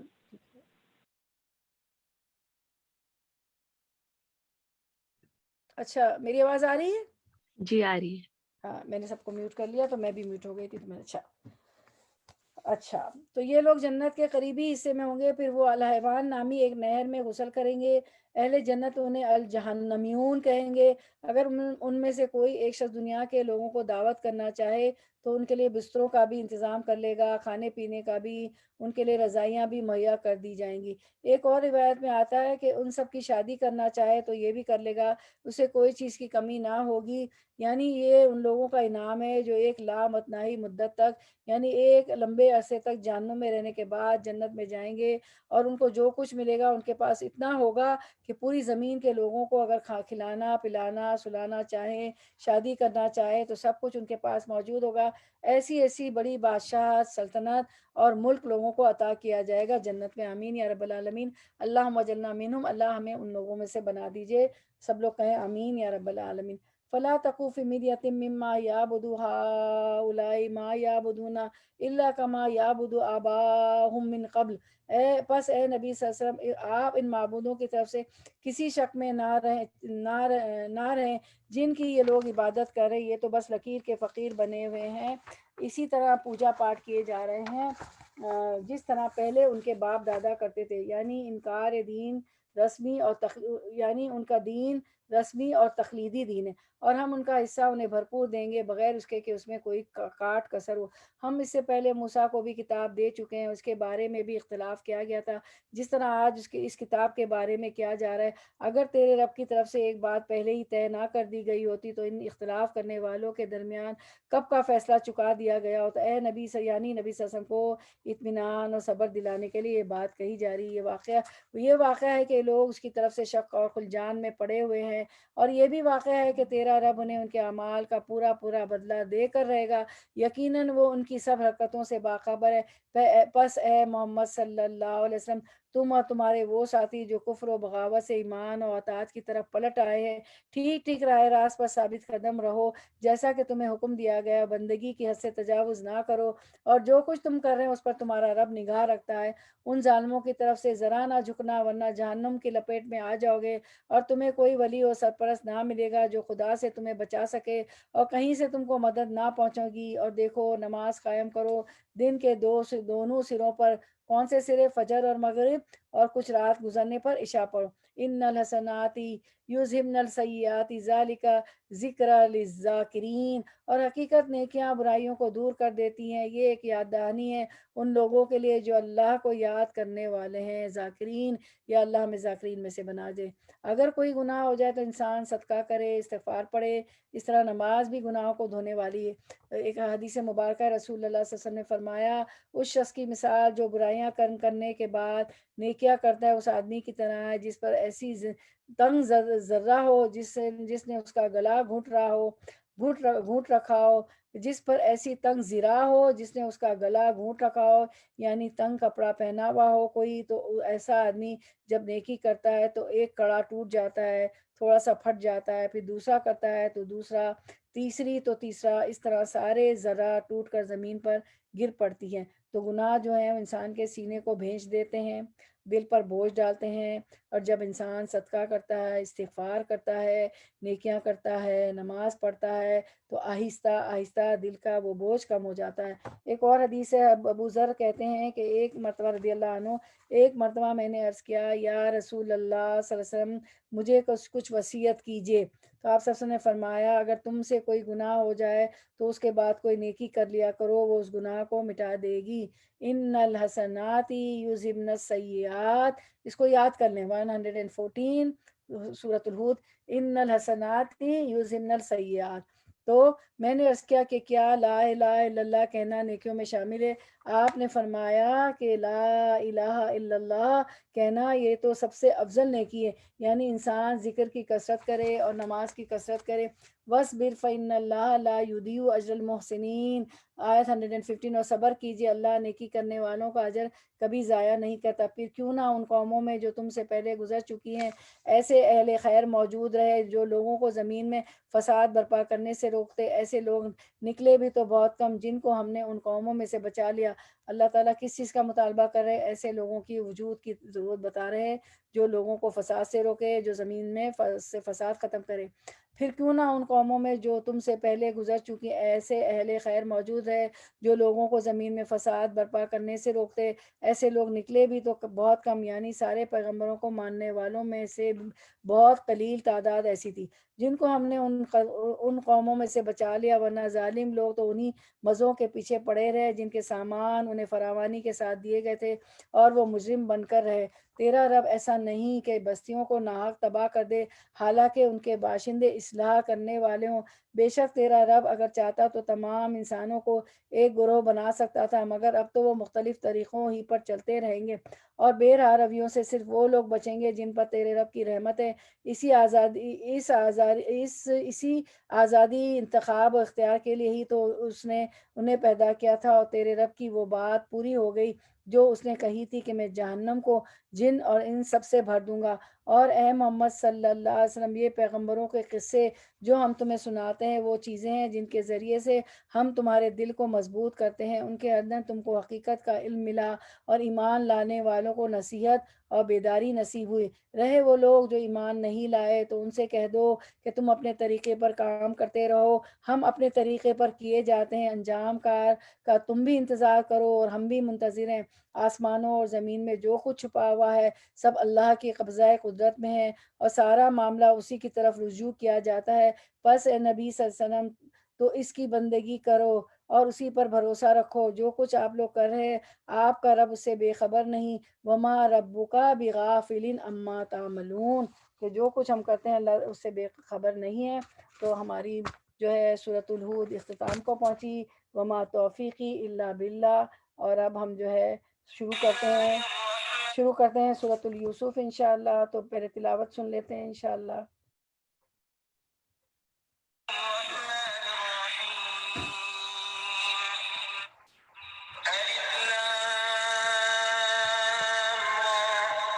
تلك آيات الكتاب المبين إنا أنزلناه قرآنا عربيا لعلكم تعقلون نحن نقص عليك أحسن القصص بما أوحينا إليك هذا القرآن وإن كنت من قبله لمن الغافلين إذ قال يوسف لأبيه يا أبت إني رأيت أحد عشر كوكبا والشمس والقمر رأيتهم لي ساجدين۔ جی، تو اللہ کی توفیق سے ہم سورۃ یوسف شروع کرتے ہیں۔ تو اس کا جو شان نزول یوں ہے کہ یہود کے کہنے پر مشرکین نے نبی صلی اللہ علیہ وسلم سے سیدنا یوسف علیہ السلام کی کہانی کے بارے میں سوال کیا، کیونکہ عربوں کے ہاں حضرت یوسف علیہ السلام کے بارے میں معلومات نہیں پائی جاتی تھی۔ ان کے بارے میں علم یا ان کی تفسیر صرف اہل کتاب کو معلوم تھی، کیونکہ یہودی اہل کتاب تھے تو ان کے تورات میں تھا نا ذکر، تو ان کے بارے میں علم یا ان کی تفسیر صرف اہل کتاب کو معلوم تھی۔ اب وہ یہ چیک کرنا چاہتے تھے کہ کیا نبی صلی اللہ علیہ وسلم سچے پیغمبر ہیں یا نہیں۔ تو ان کے سوال کرنے کی دیر تھی کہ اللہ سبحانہ تعالیٰ نے وحی کے ذریعے پورا واقعے کو ایک ہی اسٹریچ میں بیان کر دیا اور نہ صرف کہ یہ کہ بیان کیا بلکہ اس کے اندر کی کہانی کو خود ان لوگوں پر فٹ کر دیا کہ جو کچھ یوسف علیہ السلام کے بھائیوں نے یوسف علیہ السلام کے ساتھ کیا، اے قریش مکہ تم بھی آج اپنے ساتھی محمد صلی اللہ علیہ وسلم کے ساتھ یہی معاملہ کر رہے ہو، کیونکہ نبی صلی اللہ علیہ وسلم کی مخالفت اس بنا پر نہیں ہو رہی تھی کہ لوگ آپ کو پہچان نہیں رہے تھے، آپ اس کی سچائی کو، آپ کی امانت کو، آپ کی نبوت کو وہ بالکل پہچانتے تھے۔ وہ حسد تھا کہ ہم بڑے تھے، ہمیں کیوں نہ چنا گیا، انہیں کیوں چن لیا گیا۔ تو حسد جو ہے وہ بعض اوقات اچھے بھلے عقل مند لوگوں کو بیوقوف بنا دیتا ہے۔ ابو جہل خاص طور پر اس حسد میں مبتلا تھا۔ اس کا نام تھا ابو الحکم، یعنی بہت سمجھدار انسان، سب سے زیادہ پڑھا لکھا تھا، لیکن سب سے زیادہ حماقت پر اتر آیا، اور چچا ہونے کے باوجود نبی صلی اللہ علیہ وسلم کی مخالفت کرتے ہوئے کیونکہ حسد کا شکار ہو گیا تھا، تو کیا ہوا کہ یوسف علیہ السلام کی اللہ تعالیٰ نے ایک ہی اسٹیج میں یہ پورا واقعہ اتار دیا۔ اور یہ واقعہ اس میں ہمیں یوسف علیہ السلام کا اس سورۃ یوسف میں ملتا ہے۔ تو ہم شروع کرتے ہیں، بسم اللہ الرحمن الرحیم۔ شروع کرتی ہوں اللہ کے نام سے جو بے انتہا مہربان نہایت رحم فرمانے والا ہے۔ تو آیت نمبر 1 کا ترجمہ، یہ اس کتاب کی آیات ہیں جو اپنا مدعا صاف صاف بیان کرتی، ہم نے اسے نازل کیا قرآن بنا کر عربی زبان میں تاکہ تم اہل عرب اس کو اچھی طرح سمجھ سکو۔ اے محمد صلی اللہ علیہ وسلم، ہم اس قرآن کو تمہاری طرف وحی کر کے بہترین پیرائی میں واقعات اور حقائق تم سے بیان کرتے ہیں، ورنہ اس سے پہلے تو ان چیزوں سے تم بالکل ہی بے خبر تھے۔ اس کو احسن القصص کہا گیا نا۔ اچھا، اب کیا ہو کہ یہود کے کہنے پر مشرکین نے نبی صلی اللہ علیہ وسلم سے سیدنا یوسف علیہ السلام کی کہانی کے بارے میں سوال کیا، تو یہ ایک ہی اسٹریچ میں اللہ تعالیٰ نے نازل کر دی۔ تو یہ یوسف علیہ السلام کی کہانی شروع ہوتی ہے، واقعہ شروع ہوتا ہے، اذ قال یوسف لأبیہ یا ابتی انی رأیت احد عشر کوکبا والشمس والقمر رأیتهم لی ساجدین۔ یہ اس وقت کا ذکر ہے جب یوسف علیہ السلام نے اپنے باپ سے کہا، ابا جان میں خواب دیکھا ہے کہ 11 ستارے ہیں اور سورج اور چاند ہے اور وہ مجھے سجدہ کر رہے ہیں۔ جواب میں اس کے باپ نے کہا، بیٹا یہ خواب اپنے بھائیوں کو نہ سنانا ورنہ وہ تیرے در پہ آزار ہو جائیں گے۔ حقیقت یہ ہے کہ شیطان آدمی کا کھلا دشمن ہے۔ آپ لوگوں کو معلوم ہے کہ یوسف علیہ السلام اور یامین یہ دو ایک ماں سے تھے، اور دوسرے جو بھائی تھے وہ دوسری ماں سے تھے، تو وہ یوسف علیہ السلام کے سوتیلے بھائی تھے، اور بن یامین اور یوسف علیہ السلام ایک ماں سے تھے۔ اور ایسا ہی ہوگا جیسا تو نے خواب میں دیکھا ہے، تیرا رب، یہ کون کہہ رہے ہیں؟ یعقوب علیہ السلام سب یوسف علیہ السلام کو، جب یوسف علیہ السلام نے اپنے خواب سنایا تو یعقوب علیہ السلام بیٹے سے کہہ رہے ہیں، اور ایسا ہی ہوگا جیسا تو نے خواب میں دیکھا ہے، تیرا رب تجھے اپنے کام کے لیے منتخب کرے گا، تجھے باتوں کی تہ تک پہنچانا سکھائے گا، اور تیرے اوپر اور آل یعقوب علیہ السلام پر اپنی نعمت اس طرح پوری کرے گا جس طرح اس سے پہلے وہ تیرے بزرگوں ابراہیم علیہ السلام، اسحاق علیہ السلام پر کر چکا ہے، یقیناً تیرا رب علیم اور حکیم ہے۔ تو گویا یوسف علیہ السلام کا یہ واقعہ ایک خواب سے شروع ہوتا ہے، اس کا اختتام بھی خواب پر ہی ہوتا ہے۔ خواب ہماری زندگی میں بہرحال اہمیت رکھتے ہیں، لیکن خوابوں پر ہمارا کوئی کنٹرول نہیں، ہم اپنی پسند کے خواب نہیں دے سکتے ہیں، اور ناپسندیدہ خوابوں سے اپنی جان چھڑا نہیں سکتے۔ تو کیا کرنا چاہیے؟ حدیث مبارکہ ہے، آپ رسول اللہ صلی اللہ علیہ وسلم نے فرمایا، مسلمان کا خواب نبوت کے اجزاء میں سے 45واں حصہ ہے۔ خواب 3 طرح کے ہوتے ہیں۔ نیک خواب اللہ تعالیٰ کی طرف سے بشارت ہوتے ہیں، یعنی کوئی اچھی چیز دیکھیں آپ۔ غمگین کرنے والے خواب شیطان کی طرف سے ہیں، انسان کو پریشان کرتا ہے۔ اور تیسری قسم کے خواب انسان کے اپنے دل کے خیالات ہوتے ہیں۔ تو ان میں نیند کی مختلف اسٹیجز ہوتی ہیں، ان کے اعتبار سے بھی خوابوں کی تقسیم ہوتی ہے، اور دن اور راتوں کے خوابوں میں بھی فرق ہوتا ہے۔ یہ پورا ایک علم ہے، لیکن سنت سے جو ہمیں پتہ چلتا ہے وہ یہ کہ خواب کی 3 بڑی قسمیں ہیں۔ اب خواب کی تعبیر کیسے کرنی چاہیے؟ حدیث مبارکہ میں آتا ہے، نبی صلی اللہ علیہ وسلم نے فرمایا، خواب کی جب تک تعبیر بیان نہ کی جائے، ایک دوسری حدیث ہے، اس وقت تک وہ گویا پرندے کے پاؤں پر ہوتا ہے، جب تعبیر کر دی جائے تو وہ واقع ہو جاتی۔ اس لیے انسان کو اپنا کوئی بھی خواب سچ سوچ سمجھ کر کسی کے ساتھ شیئر کرنا چاہیے، کیونکہ سننے والا جو تعبیر کر دے گا وہی واقعہ پیش آ سکتا ہے۔ اچھا خواب آئے تو کیا کرنا چاہیے؟ رسول اللہ صلی اللہ علیہ وسلم نے فرمایا، جب اچھا خواب دیکھے تو خوش ہو، اور صرف اس کو بتائے جو اس سے محبت کرتا ہے، کیونکہ وہ پرندوں کے پروں پہ ہوتا ہے نا خواب، تو جو تعبیر دے دے گا تو وہ پھر وہی ہو جائے گا، اس لیے لوگوں سے خواب نہ بتایا کریں۔ ایک اور حدیث مبارکہ ہے، ابو سعید خدری رضی اللہ عنہ سے روایت ہے کہ رسول اللہ صلی اللہ علیہ وسلم نے فرمایا، جب تم میں سے کوئی ایسی ایسی چیز دیکھے جسے وہ ناپسند کرتا ہو تو وہ شیطان کی طرف سے ہے، اس کے شر سے پناہ مانگے اور اس کا ذکر کسی سے نہ کرے تو وہ خواب اس کو نقصان نہیں دے گا۔ اب بعض اوقات انسان خواب میں پریشان بھی ہوتا ہے تو ذکر نہیں کرنا چاہیے پھر کسی سے۔ پھر بہرحال یوسف علیہ السلام کا واقعہ خواب سے شروع ہوتا ہے۔ آیت نمبر 7، لقد کان فی یوسف و اخوتہ آیات للسائلین، سائلین کہتے ہیں پوچھنے والوں کو، سوال کرنے والوں کو۔ حقیقت یہ کہ یوسف علیہ السلام اس کے بھائیوں کے قصے میں ان پوچھنے والوں کے لیے بڑی نشانیاں ہیں۔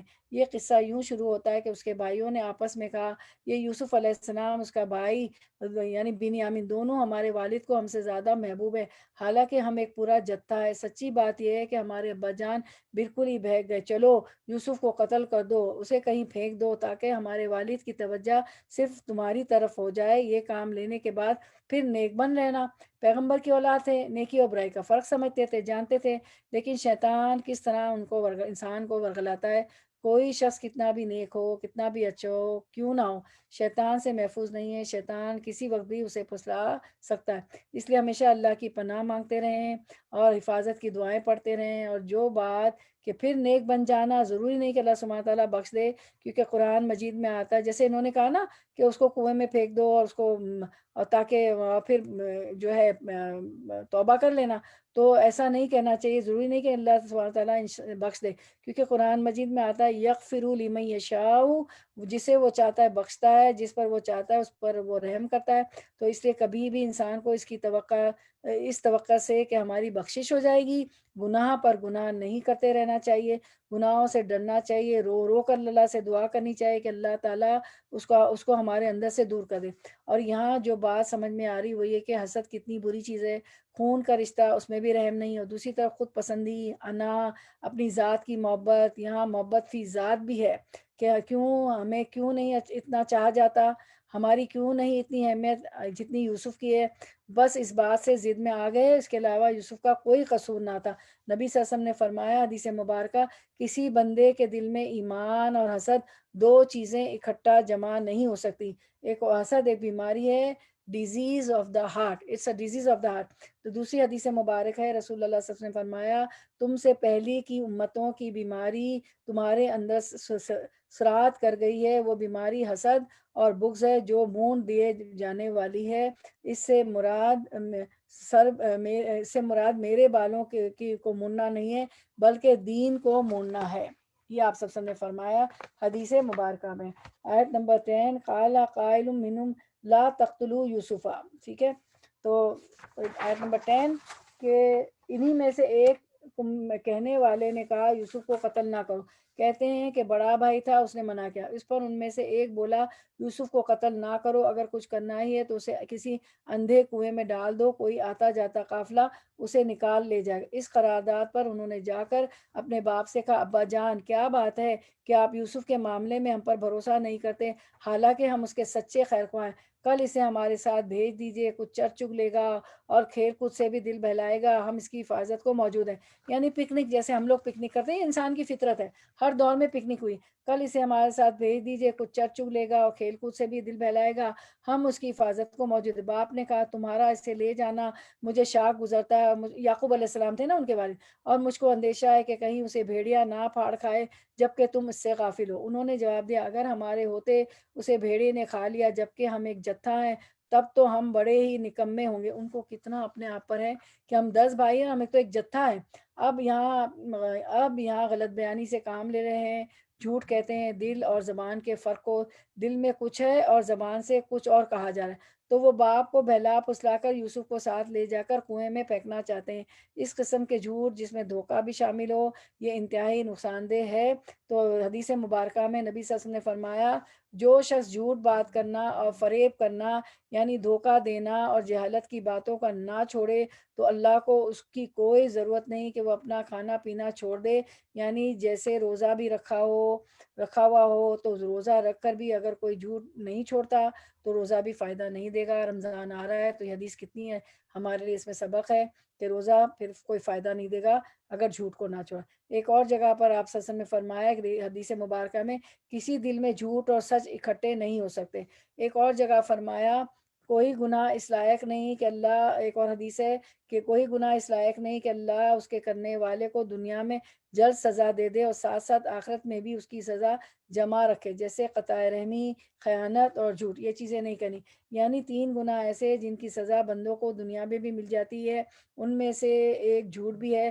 بعض اوقات ہم جھوٹ بول کر ایک چیز چھپاتے ہیں اور اللہ تعالیٰ اس کو کھول دیتا ہے اور انسان کے لیے بے عزتی کی بات ہو جاتی، تو اس لیے جھوٹ کبھی بھی فائدہ نہیں دیتا۔ تو انہوں نے جھوٹ بول کر بھائی کو ساتھ لیا۔ اس طرح آیت 15، اس طرح اصرار کر کے جب وہ اسے لے گئے اور انہوں نے طے کر لیا کہ اسے ایک اندھے کنویں میں چھوڑ دیں گے، تو ہم نے یوسف کو وحی کی کہ ایک وقت آئے گا جب تو ان لوگوں کو ان کی یہ حرکت بتائے گا۔ اس سے یوسف کو صبر آ گیا، یہ اپنے فعل کے نتائج سے بے خبر ہیں۔ تمہارے ساتھ جو ہو رہا ہے اس کا انجام بہت اچھا ہے، لیکن یہ جو کچھ کر رہے ہیں وہ ٹھیک نہیں ہے۔ آیت 16، شام کو وہ روتے پیٹتے اپنے باپ کے پاس آئے اور کہا، ابا جان، ہم دوڑ کا مقابلہ کرنے لگ گئے تھے، یوسف کو ہم نے اپنے سامان کے پاس چھوڑ دیا تھا کہ اتنے میں بھیڑیا آ کر اسے کھا گیا۔ آپ ہماری بات کا یقین نہ کریں گے چاہے ہم سچے ہی ہوں۔ جھوٹے شخص کو قسمیں کھانے کی ضرورت پیش آتی ہے، سچا آدمی قسمیں نہیں کھاتا۔ جاؤ علی قمیصی بدم کذب، اور وہ یوسف کی قمیص پر جھوٹ موٹ کا خون لگا کر آئے تھے۔ یہ سن کر ان کے باپ نے کہا، بلکہ نفس نے تمہارے لیے ایک بڑے کام کو آسان بنا دیا ہے۔ اچھا، صبر کروں گا اور بخوبی کروں گا۔ جو بات تم بنا رہے ہو اس پر اللہ ہی سے مدد مانگی جا سکتی ہے۔ صبر جمیل، ایسا صبر ہے۔ صبر جمیل کیسا ہے؟ اسکرین پہ دیکھیں، جس میں شکوہ و شکایت نہیں ہوتا، ہر ایک کو کہانی نہیں سنائی جاتی۔ امام سوری کہتے ہیں 3 باتیں صبر میں سے ہیں، وہ کیا ہے؟ اپنی تکلیف کو بیان نہ کرنا، اپنی تکلیف کا ذکر نہ کرنا، اور نہ ہی اپنے آپ کو پاک قرار دینا۔ وَلَا تُزَكُّوا أَنفُسَكُمْ، یہ آیت بھی سب کو معلوم ہے۔ اب آیت نمبر 18 پھر کیا ہوگا؟ نہیں، آیت نمبر 18 پڑھتے ہیں۔ ہاں، وجاؤ، یہ ہاں، فصبر جمیل، اچھا 19، سوری، ادھر ایک قافلہ آیا اور اس نے اپنے سقے کو پانی لانے کے لیے بھیجا۔ سقے نے جو کنویں میں ڈول ڈالا تو یوسف کو دیکھ کر پکار اٹھا، مبارک ہو، یہاں تو ایک لڑکا ہے۔ ان لوگوں نے اس کو مال تجارت سمجھ کر چھپا لیا، حالانکہ جو کچھ وہ کر رہے تھے اللہ اس سے باخبر تھا۔ آخرکار انہوں نے تھوڑی سی قیمت پر چند درہموں کے عوض بیچ ڈالا۔ اتنا پیارا نیک بچہ تھوڑی سی قیمت میں بک گیا، انتہائی ناقدری ہو رہی ہے۔ وہ اس کی قیمت کے معاملے میں زیادہ امیدوار نہ تھے، کیونکہ چوری کا مال تھا۔ وہ چاہتے تھے کہ جلدی بک جائے، بس جو ملتا ہے وہی کافی ہے۔ مصر کے شخص جس نے اسے خریدا، اس نے اپنی بیوی سے کہا اس کو اچھی طرح رکھنا، ساتھ ہی ساتھ ان مال اس سے یسرا، وہاں ناقدری ہو رہی ہے اور یہاں اللہ تعالیٰ ایسے بندے کے ہاتھ میں دے رہا ہے کہ جو قدردان ہے، اور بیوی کو بھی کہہ رہا ہے کہ تم اس کی قدردانی کرنا۔ بعید نہیں ہے کہ یہ ہمارے لیے مفید ثابت ہو یا ہم اسے بیٹا بنا لیں۔ اس طرح ہم نے یوسف کے لیے اس سرزمین میں قدم جمانے کی صورت نکالی اور اسے معاملہ فہمی کی تعلیم دینے کا انتظام کیا۔ گویا ایک خاص مقصد کے لیے یوسف علیہ السلام کو وہاں لے جایا گیا تھا۔ اللہ اپنا کام کر کے رہتا ہے، مگر اکثر لوگ نہیں جانتے۔ تو بظاہر بھائیوں نے حسد کا معاملہ کیا، ان کو کنویں میں پھینک دیا، وہ مصر کے بازار میں بکے، اور لیکن اللہ سبحانہ تعالیٰ کی پلاننگ کچھ اور تھی۔ وہ عزیز مصر جو فائنینشیل منسٹر تھا مصر کی حکومت میں، اس کے گھر میں اللہ سبحانہ تعالیٰ کی طرف سے ایسی چیزیں سیکھنے کے لیے ان کو ماحول فراہم کیا گیا جو اس کے بغیر ممکن نہ تھا۔ اکثر لوگ اس بات کو جانتے نہیں کہ اللہ سبحانہ تعالیٰ اپنے فیصلے کو کس طرح نافذ کرتا ہے۔ وَلَمَّا بَلَغَ أَشُدَّهُ آتَيْنَاهُ حُکْمًا وَعِلْمًا، اور جب وہ اپنی پوری جوانی کو پہنچا یوسف علیہ السلام، تو ہم نے اسے قوت فیصلہ اور علم عطا کیا۔ اس طرح ہم نیک لوگوں کو جزا دیتے ہیں۔ یہ بھی جزا کی ایک قسم ہے کہ انسان کو علم اور حکمت نصیب ہو، تو یہ بھی آپ کو جزا مل رہی ہے کہ آپ علم حاصل کر رہے ہیں۔ میں اور آپ، انسان جب زندگی میں مشقتیں اٹھاتا ہے، تکلیفیں اٹھاتا ہے، اس طرح میچور ہوتا ہے، تو یہ بھی بظاہر لگتا ہے کہ کسی شخص کے ساتھ بڑی زیادتی ہو رہی، لیکن حقیقت میں اللہ تعالیٰ اسے کسی اور کام کے لیے پختہ کر رہا ہوتا ہے۔ کوئی بھی مشکل آئے، کوئی بھی مصیبت آئے، تو آپ سمجھ لیں کہ اللہ تعالیٰ میرے درجات بھی بلند ہو رہے ہیں اور اللہ تعالیٰ مجھے کسی کام کے لیے پختہ کر رہا ہے، یا اور جو ہے مجھ سے کوئی کام لے گا اللہ تعالیٰ۔ جس عورت کے گھر میں وہ تھا اس پر دوڑے ڈالنے لگی۔ ایک روز دروازہ بند کر کے بولی، آ جا۔ یوسف نے کہا، اللہ کی پناہ، میرے رب نے تو مجھے اچھی منزلت بخشی اور میں یہ کام کروں؟ ایسے ظالم کبھی فلاح نہیں پایا کرتے۔ یعنی میرے رب نے مجھے اتنی دور اتنا اچھا ٹھکانہ دیا، اتنا محسن شخص دیا جس کے گھر میں میں رہ رہا ہوں اور میں یہ حرکت کروں کہ اسی کے گھر میں ڈاکہ ڈالوں، وہ اس کی طرف بڑھی اور یوسف بھی اس کی طرف بڑھتا اگر رب کی برہان نہ دیکھ لیتا، کیونکہ مرد کے لیے عورت ایک بہت بڑا فتنہ ہے۔ حدیث مبارکہ ہے، نبی صلی اللہ علیہ وسلم نے فرمایا میں نے اپنے بعد مردوں پر کوئی فتنہ عورت سے زیادہ نقصان دینے والا نہیں چھوڑا۔ نبی صلی اللہ علیہ وسلم دوسری حدیث مبارکہ نبی صلی اللہ علیہ وسلم نے فرمایا دنیا میٹھی اور سرسبز ہے، اللہ تعالیٰ تمہیں اس میں خلیفہ بنانے والا ہے، پس وہ دیکھے گا کہ تم کیسے عمل کرتے ہو، لہٰذا دنیا سے بچو اور عورتوں سے بچو، کیونکہ بنی اسرائیل میں سب سے پہلا فتنہ عورتوں میں تھا، اور جو عورت کے فتنے کا شکار نہ ہو اس کے لیے خوشخبری ہے کہ وہ قیامت کے دن عرش کے سائے تلے ہوگا۔ یہ حدیث ہم نے 2 دفعہ دیکھی تھی، ہمارے درسوں میں آئی تھی، دورہ قرآن میں اسکرین پہ ماشاءاللہ دیکھ لی تھی کہ 7 لوگ ایسے ہوں گے جو عرش کے سائے میں ہوں گے، اس میں سے جو عورت کے فتنے کا شکار نہ ہو اس کے لیے بھی خوشخبری کہ عرش کے سائے تلے ہوگا۔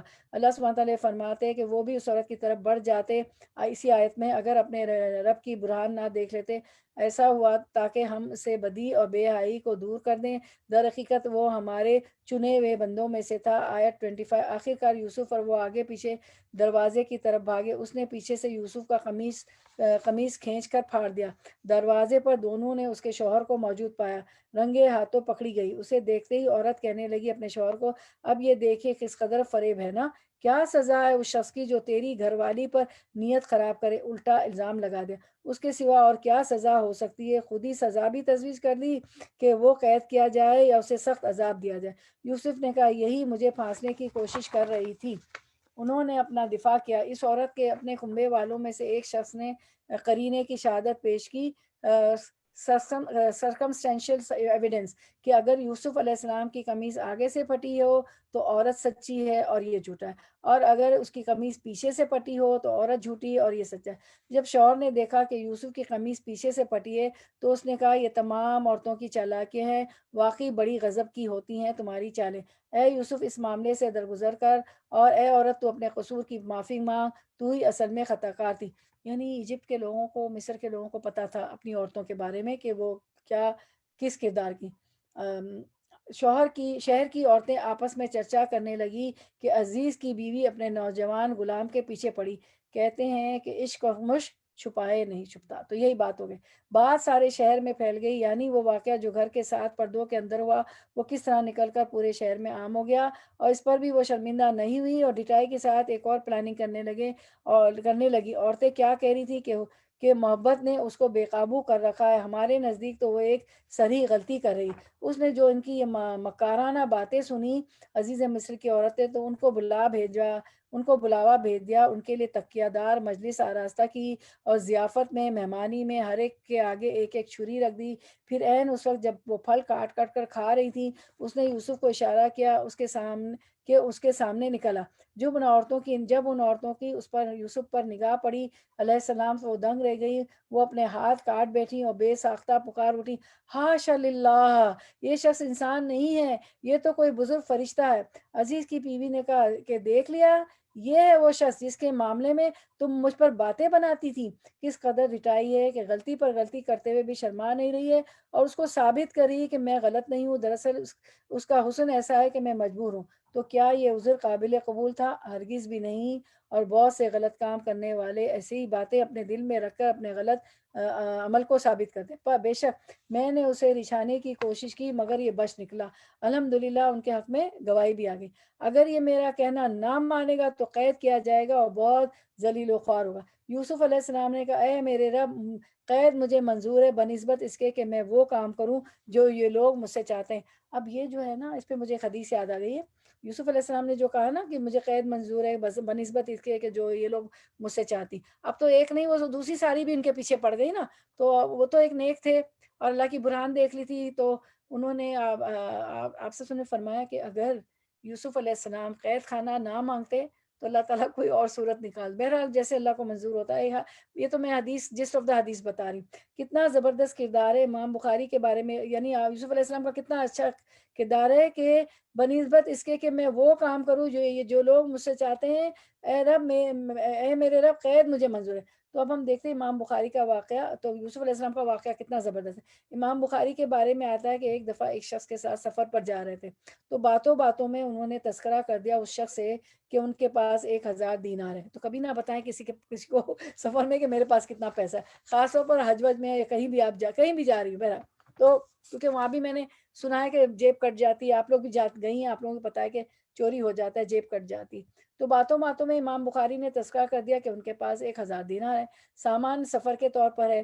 بہرحال جب کشتی میں بیٹھے، کشتی کچھ دور گئی تو نوجوان کے ساتھ جو نوجوان ان کے ساتھ سوار ہوا تھا، جس کو پتا تھا کہ امام بخاری رحم اللہ کے پاس 1000 دینار ہیں، تو اس نے شور مچا دیا کہ میرے 1000 دینار چوری ہو گئے۔ اب تلاشی شروع ہوئی۔ اب امام بخاری کو یہ فکر ہوئی کہ اگر یہ دینار میرے ہیں، ظاہر ان کے ہی تھے، اور میرے پاس سے نکلتے ہیں، جس کو یہ جھوٹا آدمی اپنی ملکیت قرار دے رہا ہے، تو یہ میرے اوپر چوری کا الزام آ جائے گا، خیانت کا الزام آ جائے گا۔ تو انہوں نے وہ دینار پانی میں بہا دیے خاموشی سے۔ جب امام بخاری کے تمام مال و متاع کی پوری تلاشی لی گئی تو ان کے پاس سے کچھ نہیں نکلا۔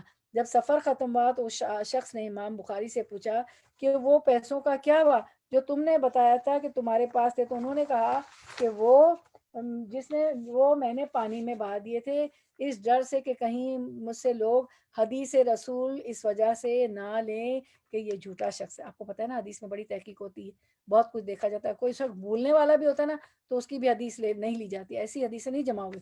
یعنی عزت کو بچانے کے لیے انہوں نے امام بخاری نے 1000 درہم پھینک دیے پانی میں۔ یہاں پر بھی یوسف کہتے ہیں علیہ السلام کہ اس برائی سے نکلنے کے لیے، اس برائی سے بچنے کے لیے، کیونکہ وہ ایک عورت نہیں سارے شہر کی عورتیں پیچھے پڑ گئی تھی، تو کس سے نپٹیں گے؟ یا رب مجھے ہی تو کہیں لے جا، سمیٹ لے، اگر تو نے ان کی چالوں کو مجھ سے دفع نہ کیا تو میں ان کے دام میں پھنس جاؤں گا اور جاہلوں میں شمار رہوں گا۔ ایسی حرکتیں کیا ہے جہالت پر مبنی۔ آیت 34۔ اس کے رب نے اس کی دعا قبول کی اور ان عورتوں کی چالیں اسے دفع کر دی، بے شک وہی ہے جو سب کی سنتا ہے اور سب کچھ جانتا ہے، اللہ اکبر۔ پھر ان لوگوں کو یہ سوجی کہ ایک مدت کے لیے اسے قید کر دیں، حالانکہ وہ اس کے پاس پاک دمنی اور اپنی عورتوں کے برے اطوار کی صریح نشانیاں دیکھ چکے تھے۔ مصر کے لوگوں کو پتا تھا، جانتے بوجھتے ہوئے کہ قصوروار کون ہے، مجرم کون ہے، لیکن چونکہ وہ تعداد میں زیادہ تھے ان کو پکڑنے کی بجائے ایک بے گناہ بے قصور یوسف کو پکڑ لیا اور جیل میں بھیج دیا گیا علیہ السلام۔ وَدَخَلَ مَعَهُ السِّجْنَ فَتَيَانِ، تو قید خانے میں 2 غلام اور بھی ان کے ساتھ داخل ہوئے۔ ایک روز ان میں سے ایک نے ان سے کہا، میں یوسف علیہ السلام سے، میں نے خواب میں دیکھا ہے کہ میں شراب کشید کر رہا ہوں، اور دوسرے نے کہا کہ میں نے دیکھا ہے کہ میرے سر پر روٹیاں رکھی ہیں اور پرندے ان کو کھا رہے ہیں۔ دونوں نے کہا ہمیں اس کی تعبیر بتائیے، ہم دیکھتے ہیں کہ آپ ایک نیک آدمی ہیں۔ یوسف علیہ السلام کا جواب سنیں کہ وہ کس طرح جب ان کو کچھ معاملہ معلوم کرنا تھا تو کس طرح تبلیغ پیش کرتے ہیں، کس طرح بات کرتے ہیں۔ میں نے ہمیشہ آپ کو کہا ہے کہ جب بچے بہت جوان ہو گئے، کسی کے بچے نماز نہیں پڑھ رہے ہیں یا دین پر نہیں ہیں، تو حکمت سے کام لیں۔ جب وہ کہیں دعا کریں، جاب نہیں مل رہی ہے، اچھی جگہ ایڈمیشن وغیرہ وغیرہ جو بھی، تو کوئی اچھی سی بات کرتے ہیں۔ اب آپ دیکھیں یوسف علیہ السلام کا طریقہ، تبلیغ کا طریقہ۔ تو یوسف علیہ السلام نے کہا یہاں جو کھانا تمہیں ملا کرتا ہے، یعنی کہ زندہ میں قید خانے میں، اس کے آنے سے پہلے میں تمہیں ان خوابوں کی تعبیر بتا دوں گا۔ اچھا، پہلے تو یہ کہا کہ ضرور کھانا آنے سے پہلے بتا دیا، میں زیادہ لمبا ٹائم نہیں لوں گا، کھانا آنے سے پہلے تعبیر بتا۔ یہ علم ان علوم میں سے ہے جو میرے رب نے مجھے عطا کیا۔ واقعہ ہے کہ میں ان لوگوں کا طریقہ چھوڑ کر جو اللہ پر ایمان نہیں لاتے اور آخرت کا انکار کرتے ہیں، اور اپنے بزرگوں ابراہیم، اسحاق اور یعقوب علیہ السلام کا طریقہ اختیار کیا ہے۔ ہمارا یہ کام نہیں کہ اللہ کے ساتھ کسی کو شریک ٹھہرائے، اور در حقیقت یہ اللہ کا فضل ہے ہم پر اور تمام انسانوں پر کہ اس نے اپنے سوا کسی کا بندہ ہمیں نہیں بنایا، مگر اکثر لوگ شکر نہیں کرتے۔ اے زندہ کے ساتھیوں، زندہ یعنی قید خانہ، پریزن جو تھا نا، قید خانہ۔ اے زندہ کے ساتھیوں، تم خود ہی سوچو کہ بہت سے متفرق رب بہتر ہیں یا وہ ایک اللہ جو سب پر غالب ہے؟ اس کو چھوڑ کر تم جس کی بندگی کر رہے ہو وہ اس کے سوا کچھ نہیں ہے کہ بس چند نام ہے جو تم نے اور تمہارے آباء و اجداد نے رکھ لیے ہیں۔ اللہ نے ان کے لیے کوئی سند نازل نہیں کی، فرما روائی کا اقتدار اللہ کے سوا کسی کے لیے نہیں ہے۔ ان الحکم الا اللہ، اس کا حکم کہ خود اس کے سوا تم کسی کی بندگی نہ کرو، یہی ٹھیک سیدھا طریق زندگی ہے، مگر اکثر لوگ جانتے نہیں۔ اے زندہ کے ساتھیوں، تمہارے رب کی تعبیر، تمہارے خواب کی تعبیر یہ ہے کہ تم میں سے ایک تو اپنے رب شاہ مصر کو شراب پلائے گا، اور جو ہے دوسرا دوسرا تو اسے سولی پر، دوسرا جس نے خواب دیکھا تھا، دوسرا تو اسے سولی پر چڑھایا جائے گا اور پرندے اس کا سر نوچ نوچ کر کھائیں گے۔ فیصلہ ہو گیا اس بات کا جو تم پوچھ رہے تھے۔ یہاں اس یوسف علیہ السلام کے کردار کو سمجھنے کا ہمیں موقع مل رہا ہے میری بہنوں، کس طرح یوسف علیہ السلام میں نے جیل میں ہوتے ہوئے کسی فرسٹریشن کا شکار نہیں ہوئے، کسی ڈپریشن کا شکار نہیں ہوئے، حالانکہ وہ بے قصور تھے، لیکن اس کے باوجود انہوں نے بہت صبر کے ساتھ عمدہ طریقے سے اپنا وقت گزارا، بہت اچھے اخلاق کے ساتھ، حتیٰ کہ ان کے ساتھ قید خانے میں جو دوسرے آدمی آئے تھے دو، انہوں نے ان کی خوش اخلاقی کو، ان کے احسان کو، ان کی نیکی کو پہچان لیا۔ تو بہرحال اللہ تعالیٰ کا کرنا ایسا ہوا کہ انہوں نے خواب دیکھا، اس کی تعبیر کے لیے انہیں یوسف علیہ السلام ہی مناسب شخص نظر آئے قید میں۔ ایسا کیوں ہوا؟ ایسا ان کے اچھے اعمال کی وجہ سے، یوسف ان کے اس بھروسے کی وجہ سے جو انہوں نے اپنے عمل کی وجہ سے لوگوں پر بلڈ کیا تھا۔ ایک داعی دین، ایک دعویٰ کا کام کرنے والا، دین پھیلانے والا مبلغ جب لوگوں کے ساتھ اچھا معاملہ کرتا ہے تو ہی اس کی بات سنی جاتی ہے۔ اگر وہ گھر میں جھگڑالو ہے، باہر بھی ہر ایک سے جھگڑتا رہتا ہے تو دین کی تبلیغ کے قابل نہیں ہے۔ اب یوسف علیہ السلام کے پاس چونکہ وہ خود چل کر آئے تھے تو انہیں موقع مل گیا کہ تبلیغ کرنے کا۔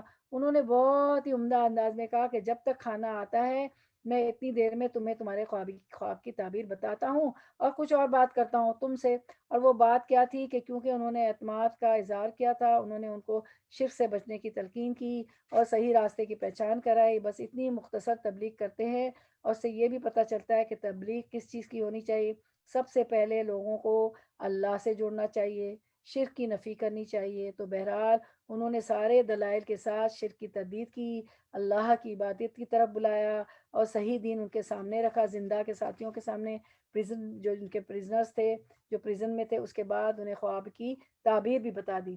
نمبر 42، پھر ان میں سے جس کے متعلق خیال تھا کہ وہ رہا ہو جائے گا تو اس سے یوسف علیہ السلام نے کہا کہ اپنے رب شاہ مصر سے میرا ذکر کرنا، مگر شیطان نے اسے ایسا غفلت میں ڈالا کہ وہ ذکر کرنا بھول گیا اور یوسف کئی سال قید میں پڑا رہا۔ وقال الملک انی ارا سبع بقرات سمان یاکلہن سبع عجاف۔ ایک روز بادشاہ نے کہا میں نے خواب میں دیکھا ہے اب یہ کہ 7 موٹی گائیں ہیں جن کو 7 دبلی گائیں کھا رہی۔ یعنی عام طور پر تو موٹا پتلے کو کھائے گا مگر کمزور کو، لیکن یہاں الٹ حساب تھا۔ اور اناج کی 7 بالیں ہری ہیں اور دوسری 7 سوکھی ہے۔ اے اہل دربار، مجھے اس کی خواب کی تعبیر بتاؤ اگر تم خوابوں کا مطلب سمجھتے ہو۔ لوگوں نے کہا یہ تو پریشان خوابوں کی باتیں ہیں اور ہم اس طرح کے خوابوں کا مطلب نہیں جانتے۔ ان قیدیوں میں سے جو شخص بچ گیا تھا اسے ایک مدت دراز کے بعد اب بات یاد آئی۔ اس نے کہا میں آپ حضرات کو اس کی تعبیر بتاتا ہوں، مجھے ذرا زید قید خانے میں یوسف کے پاس بھیج دیے۔ اس نے جا کر یوسف علیہ السلام سے کہا اے سراپا راستی، مجھے اس خواب کا مطلب بتاؤ کہ 7 موٹی گائیں ہیں جن کو 7 دبلی گائیں کھا رہی ہیں اور 7 بالیں ہری ہیں اور 7 سوکھی ہیں، شاید کہ میں ان لوگوں کے پاس واپس جاؤں اور شاید کہ وہ جان لیں۔ یوسف علیہ السلام نے کہا 7 برس تک لگاتار تم لوگ کھیتی باڑی کرتے رہو گے۔ اب دیکھیں ایک سائنٹیفک طریقہ، اس دوران میں جو فصلیں تم کاٹو ان میں سے بس تھوڑا سا حصہ جو تمہاری خوراک کے کام آئے نکالو اور باقی کو اس کی بالوں ہی میں رہنے دو۔ یہ اتنی زبردست ٹیکنیک تھی کیونکہ اگر چھلکا نہ اتارا جائے نا گندم کا تو گندم یا چاول کا بغیر تو وہ خراب نہیں ہوتے چاہے سالوں پڑے رہیں۔ پھر 7 برس بہت سخت آئیں گے، اس زمانے میں وہ سب غلہ کھا لیا جائے گا جو تم اس وقت کے لیے جمع کرو گے، اگر کچھ بچے گا تو بس وہی جو تم نے محفوظ کر رکھا۔ اچھا اچھا اگر آپ لوگوں کو خواب کی تعبیر کی کتابیں چاہیے تو ابن سیرین کی کتاب ہے، وہ آپ لوگ خریدیں، بروکلن دارالسلام کو وہ دے دیتے ہیں، ان کے پاس بہت سی کتابیں ہیں، میں اس کی پک جو ہے انشاءاللہ آپ کو بھیج دوں گی۔ تو وہ ایک اوتھینٹک کتاب ہے، تو خواب کی تعبیر کا علم حاصل کریں۔ اس کے بعد پھر ایک سال آئے گا جس میں باران رحمت سے لوگوں کی فریاد رسی کی جائے گی اور وہ رس نچوڑیں گے۔ بادشاہ نے کہا اسے میرے پاس لاؤ، کیونکہ عقلمند تھا بادشاہ، وہ سمجھ گیا کہ یہ شخص کوئی بہت ذہین اور بہت سمجھدار ہے جس نے اتنی ایکوریٹلی خواب کی تعبیر کی۔ مگر جب شاہی فرستادہ یوسف علیہ السلام کے پاس پہنچا تو اس نے کہا اپنے رب کے پاس واپس جا اور اس سے پوچھو، رب سے مطلب بادشاہ، اور پوچھو ان عورتوں کا کیا معاملہ ہے جنہوں نے اپنے ہاتھ کاٹ لیے تھے۔ پیغمبر اپنی عزت اور عصمت کو کیسے بچاتا ہے، دیکھیں کس طرح بچاتے ہیں، میرا رب تو ان کی مکاری سے واقف ہے۔ دیکھیں اگر ہم ہوتے ہیں جلدی سے اچھے کپڑے پہنتے، فوراً اتنے ہم جو ہے ہائپر ہو جاتے ہیں، کون سے کپڑے پہنوں، ارے مجھے تو بلاوا آ گیا ہے کسی بڑی جگہ سے، کیا پہن کے جاؤں، میرے کپڑے حلیہ کیسا ہونا چاہیے، میرے بال کیسے ہونے چاہیے. وہ اپنی عزت و عصمت کو بچاتے ہیں پہلے کہ ان کی مکاری سے واقف تھے نا، تو کہتے ہیں کہ ان عورتوں کا کیا معاملہ ہے جنہوں نے اپنے ہاتھ کاٹ لیے تھے. اس پر بادشاہ نے ان عورتوں سے دریافت کیا، پہلے اپنا جو ہے سارا معاملہ صاف کرتے ہیں جو ان پہ جو تہمت لگی تھی. اس پر بادشاہ نے ان عورتوں سے دریافت کیا تمہارا کیا تجربہ ہے اس وقت جب تم نے یوسف کو رچانے کی کوشش کی تھی. سب نے ایک زبان ہو کر کہا ہاشا للہ، ہم نے تو اس میں بدی کا شائبہ تک نہ پایا. عزیز کی بیوی بول اٹھی اب حق کھل چکا ہے، وہ میں ہی تھی جس نے اس کو پھسلانے کی کوشش کی تھی، بے شک وہ بالکل سچا ہے. پہلے بھی اگر کہہ چکی تھی مگر اب زوردار طریقے سے خود اپنے منہ سے بول کر یوسف کی تائید کر دی، ان کا تصفیہ کر دیا. آیت 52 یوسف علیہ السلام نے کہا اس سے میری غرض یہ تھی کہ عزیز یہ جان لے کہ میں نے در پردہ اس کی خیانت نہیں کی تھی، کیونکہ ان کے گھر میں رہتے پلے بڑے تھے. اور یہ کہ جو خیانت کرتے ہیں ان کی چالوں کو اللہ کامیابی کی راہ پر نہیں لگا. تو کوئی بھی آپ سے خیانت کر رہا ہو، مکر کر رہا ہو، فریب کر رہا ہو، کبھی بھی وہ کامیاب نہیں ہوگی. ٹھیک ہے. میں کچھ اپنے نفس کی برات نہیں کر رہا، نفس تو بدی پر اکساتا ہی ہے، اللہ یہ کہ میرے رب کی کسی پر رحمت ہو. بے شک میرا رب غفور الرحیم، بے شک میرا رب غفور الرحیم ہے. اب آپ کس طرح کہ اللہ سبحانہ تعالیٰ کی تدبیریں کام کرتی ہیں. بظاہر حالات کچھ نظر آتے ہیں میری بہنوں، لیکن ان کی حقیقت کچھ اور ہوتی ہے. ایک چیز بظاہر تکلیف دہ محسوس ہوتی ہے لیکن اس کا انجام بہت اچھا ہوتا ہے، اور کچھ چیزیں بظاہر بہت خوبصورت نظر آتی ہے اور انسان کو اپنے مقاصد پورے ہوتے نظر آتے ہیں، جیسے برادران یوسف علیہ السلام کو، لیکن ان کا انجام بہت بھیانک ہوتا ہے. تو اللہ تعالیٰ ہمیں چیزوں کی حقیقت سمجھا دے. اللہم ارنا، اسکرین پہ دیکھے دعا، اللہم ارنا الاشیاء کما ہی و ارنا الباطل باطلا وارزقنا اجتنابہ و ارنا الحق حقا وارزقنا اتباعہ و ارتکابہ. آمین یا رب العالمین. اے اللہ ہمیں جو چیز جیسی ہے ویسی نظر آئے، اے اللہ ہمیں چیزیں ان کو اسی طرح دکھا جس طرح وہ ہے، اور باطل کو جھوٹ کی طرح ہی دکھائیے، اور ہمیں اس سے بچنے کی توفیق عطا فرمائیے، اور حق کو سچائی دکھائیں، اور ہمیں اس کی پیروی کرنے اور اس کا ارتکاب کرنے کی توفیق عطا فرمائیے. اللہ تعالیٰ ہمیں قرآن و سنت پر چلنے والا بنا دے. جو کچھ ہم پڑھتے ہیں سنتے ہیں، اللہ تعالیٰ ہم سب کی مشکلیں آسان فرما دے. جو کچھ بھی ہماری مشکلات ہیں تکالیف، اللہ میری بہنوں نے ہاتھ اٹھائے ہوئے ہیں ان کے ہاتھوں کو خالی نہ لوٹائیے. اللہ ہم سب آپ کی محبت میں جمع ہوتے ہیں، الہی خالص آپ کی محبت، آپ کی رضا حاصل کرنے کے لیے جمع ہوتے ہیں. یا الہی سب کی تمام نیک خواہشات، آرزوئیں، تمنائیں پوری کر دیجئے، سب کی مشکلیں آسان فرما دیجئے. ربنا حب لنا من ازواجنا و ذریاتنا قرۃ اعین واجعلنا للمتقین اماما. اللہ ہمارے ازواج کو، بیوی کو خاوند کے لیے، خاوند کو بیوی کے لیے، اور ہماری بچوں کو ہماری آنکھوں کی ٹھنڈک بنا دیجئے، اور متقیوں کا بھی امام بنا دیجئے. اللہم ثبتنا وجعلنا ہادیا مہدیا. اللہم فقہنا فی الدین وعلمنا التاویل. اے اللہ ہمیں جنت الفردوس میں اعلیٰ مقام عطا فرمائیے، اور ایسا اعلیٰ جنتی کہ جب چاہے آپ کا دیدار کر رہے ہیں، اور آگ کے عذاب سے بچا لیجئے. الہی ہم نے جو بھی دعا کی اور جو مانگنے سے رہ گئی اور جو ہمارے حق میں بہتر ہوا عطا فرما دیجئے. ہماری دعاؤں میں کل مسلمات، مومن مومنات، ہمارے بچے، شوہر، میکے، سسرال، نلیال، ددیال، ہماری بہو، ہمارے داماد، ہمارے پوتے پوتیاں، نواسے نواسیاں، جو پوتے پوتا نواسے دنیا میں آ گئے جو نہیں ہے، ہماری ذریت، ہماری پروجنی، یا الہی ہماری نسلیں سب شامل ہیں ہماری دعا میں. ہماری اموات یا الہی جتنے لوگ اس دنیا سے چلے گئے وہ بھی شامل ہیں. جنت الفردوس، اللہم انا نسألک جنت الفردوس الاعلی واعوذ بک من النار. وآخر دعوانا ان الحمد للہ رب العالمین. سبحانک اللہم وبحمدک اشہد ان لا الہ الا انت استغفرک واتوب الیک. کل انشاءاللہ اسی 2 بجے ہماری زوم پہ ملاقات ہوگی انشاءاللہ. یہ یوسف علیہ السلام کا قصہ ابھی باقی ہے، 13ویں پارے میں بھی جائے گا، تو انشاءاللہ کل 13واں پارہ کریں گے انشاءاللہ. زیادہ سے زیادہ لوگوں کو بتائیں. ہمارے ریکارڈنگز میں بہت لوگ ہیں ماشاءاللہ نا، جو نہیں اٹینڈ کر پا رہے ہیں دوسرے ملکوں میں. الحمدللہ اللہ کا شکر. اچھا اب یہ ہم پڑھ لیتے ہیں. اللہ کے گھروں میں سے ہمیں کتنی فضیلت ہے جو ان محفلوں کے. اللہ کے گھروں میں سے کسی گھر میں لوگوں کا کوئی گروہ اکٹھا نہیں ہوتا، وہ قرآن کی تلاوت کرتے ہیں، اس کا درس و تدریس کرتے ہیں، مگر ان پر سکینت اطمینان اور سکون قلب کا نزول ہوتا ہے. اللہ کی رحمت ان کو ڈھانپ لیتی ہے، فرشتے ان کو اپنے گھیرے میں لے لیتے ہیں. اللہ تعالیٰ اپنے مقربین میں جو اس کے پاس ہوتے ہیں ان کا ذکر کرتا ہے. تو یہ محفل کا دیکھیے اتنا سارا، کتنا ہمیں اس کا اجر ملتا ہے، کتنی فضیلت ہے کہ کیا ہوتا ہے، سکینت طاری ہو جاتی، اطمینان اور سکون دل کا نصیب ہوتا ہے. رحمت ہم نے ہمارے گھروں کو ڈھانپ لیا، فرشتوں نے ہمیں گھیر لیا تھا، اور اللہ تعالیٰ مقربین میں جو اس کے پاس ہوتے ہیں ہمارا ذکر کرتے ہیں. ٹھیک ہے، الحمدللہ. انشاءاللہ اللہ کی ذات سے امید ہے اتنے ہمیں اللہ تعالیٰ نے ریوارڈ دے دیے، اتنے ہمیں اللہ تعالیٰ نے اجر و ثواب دے دیے.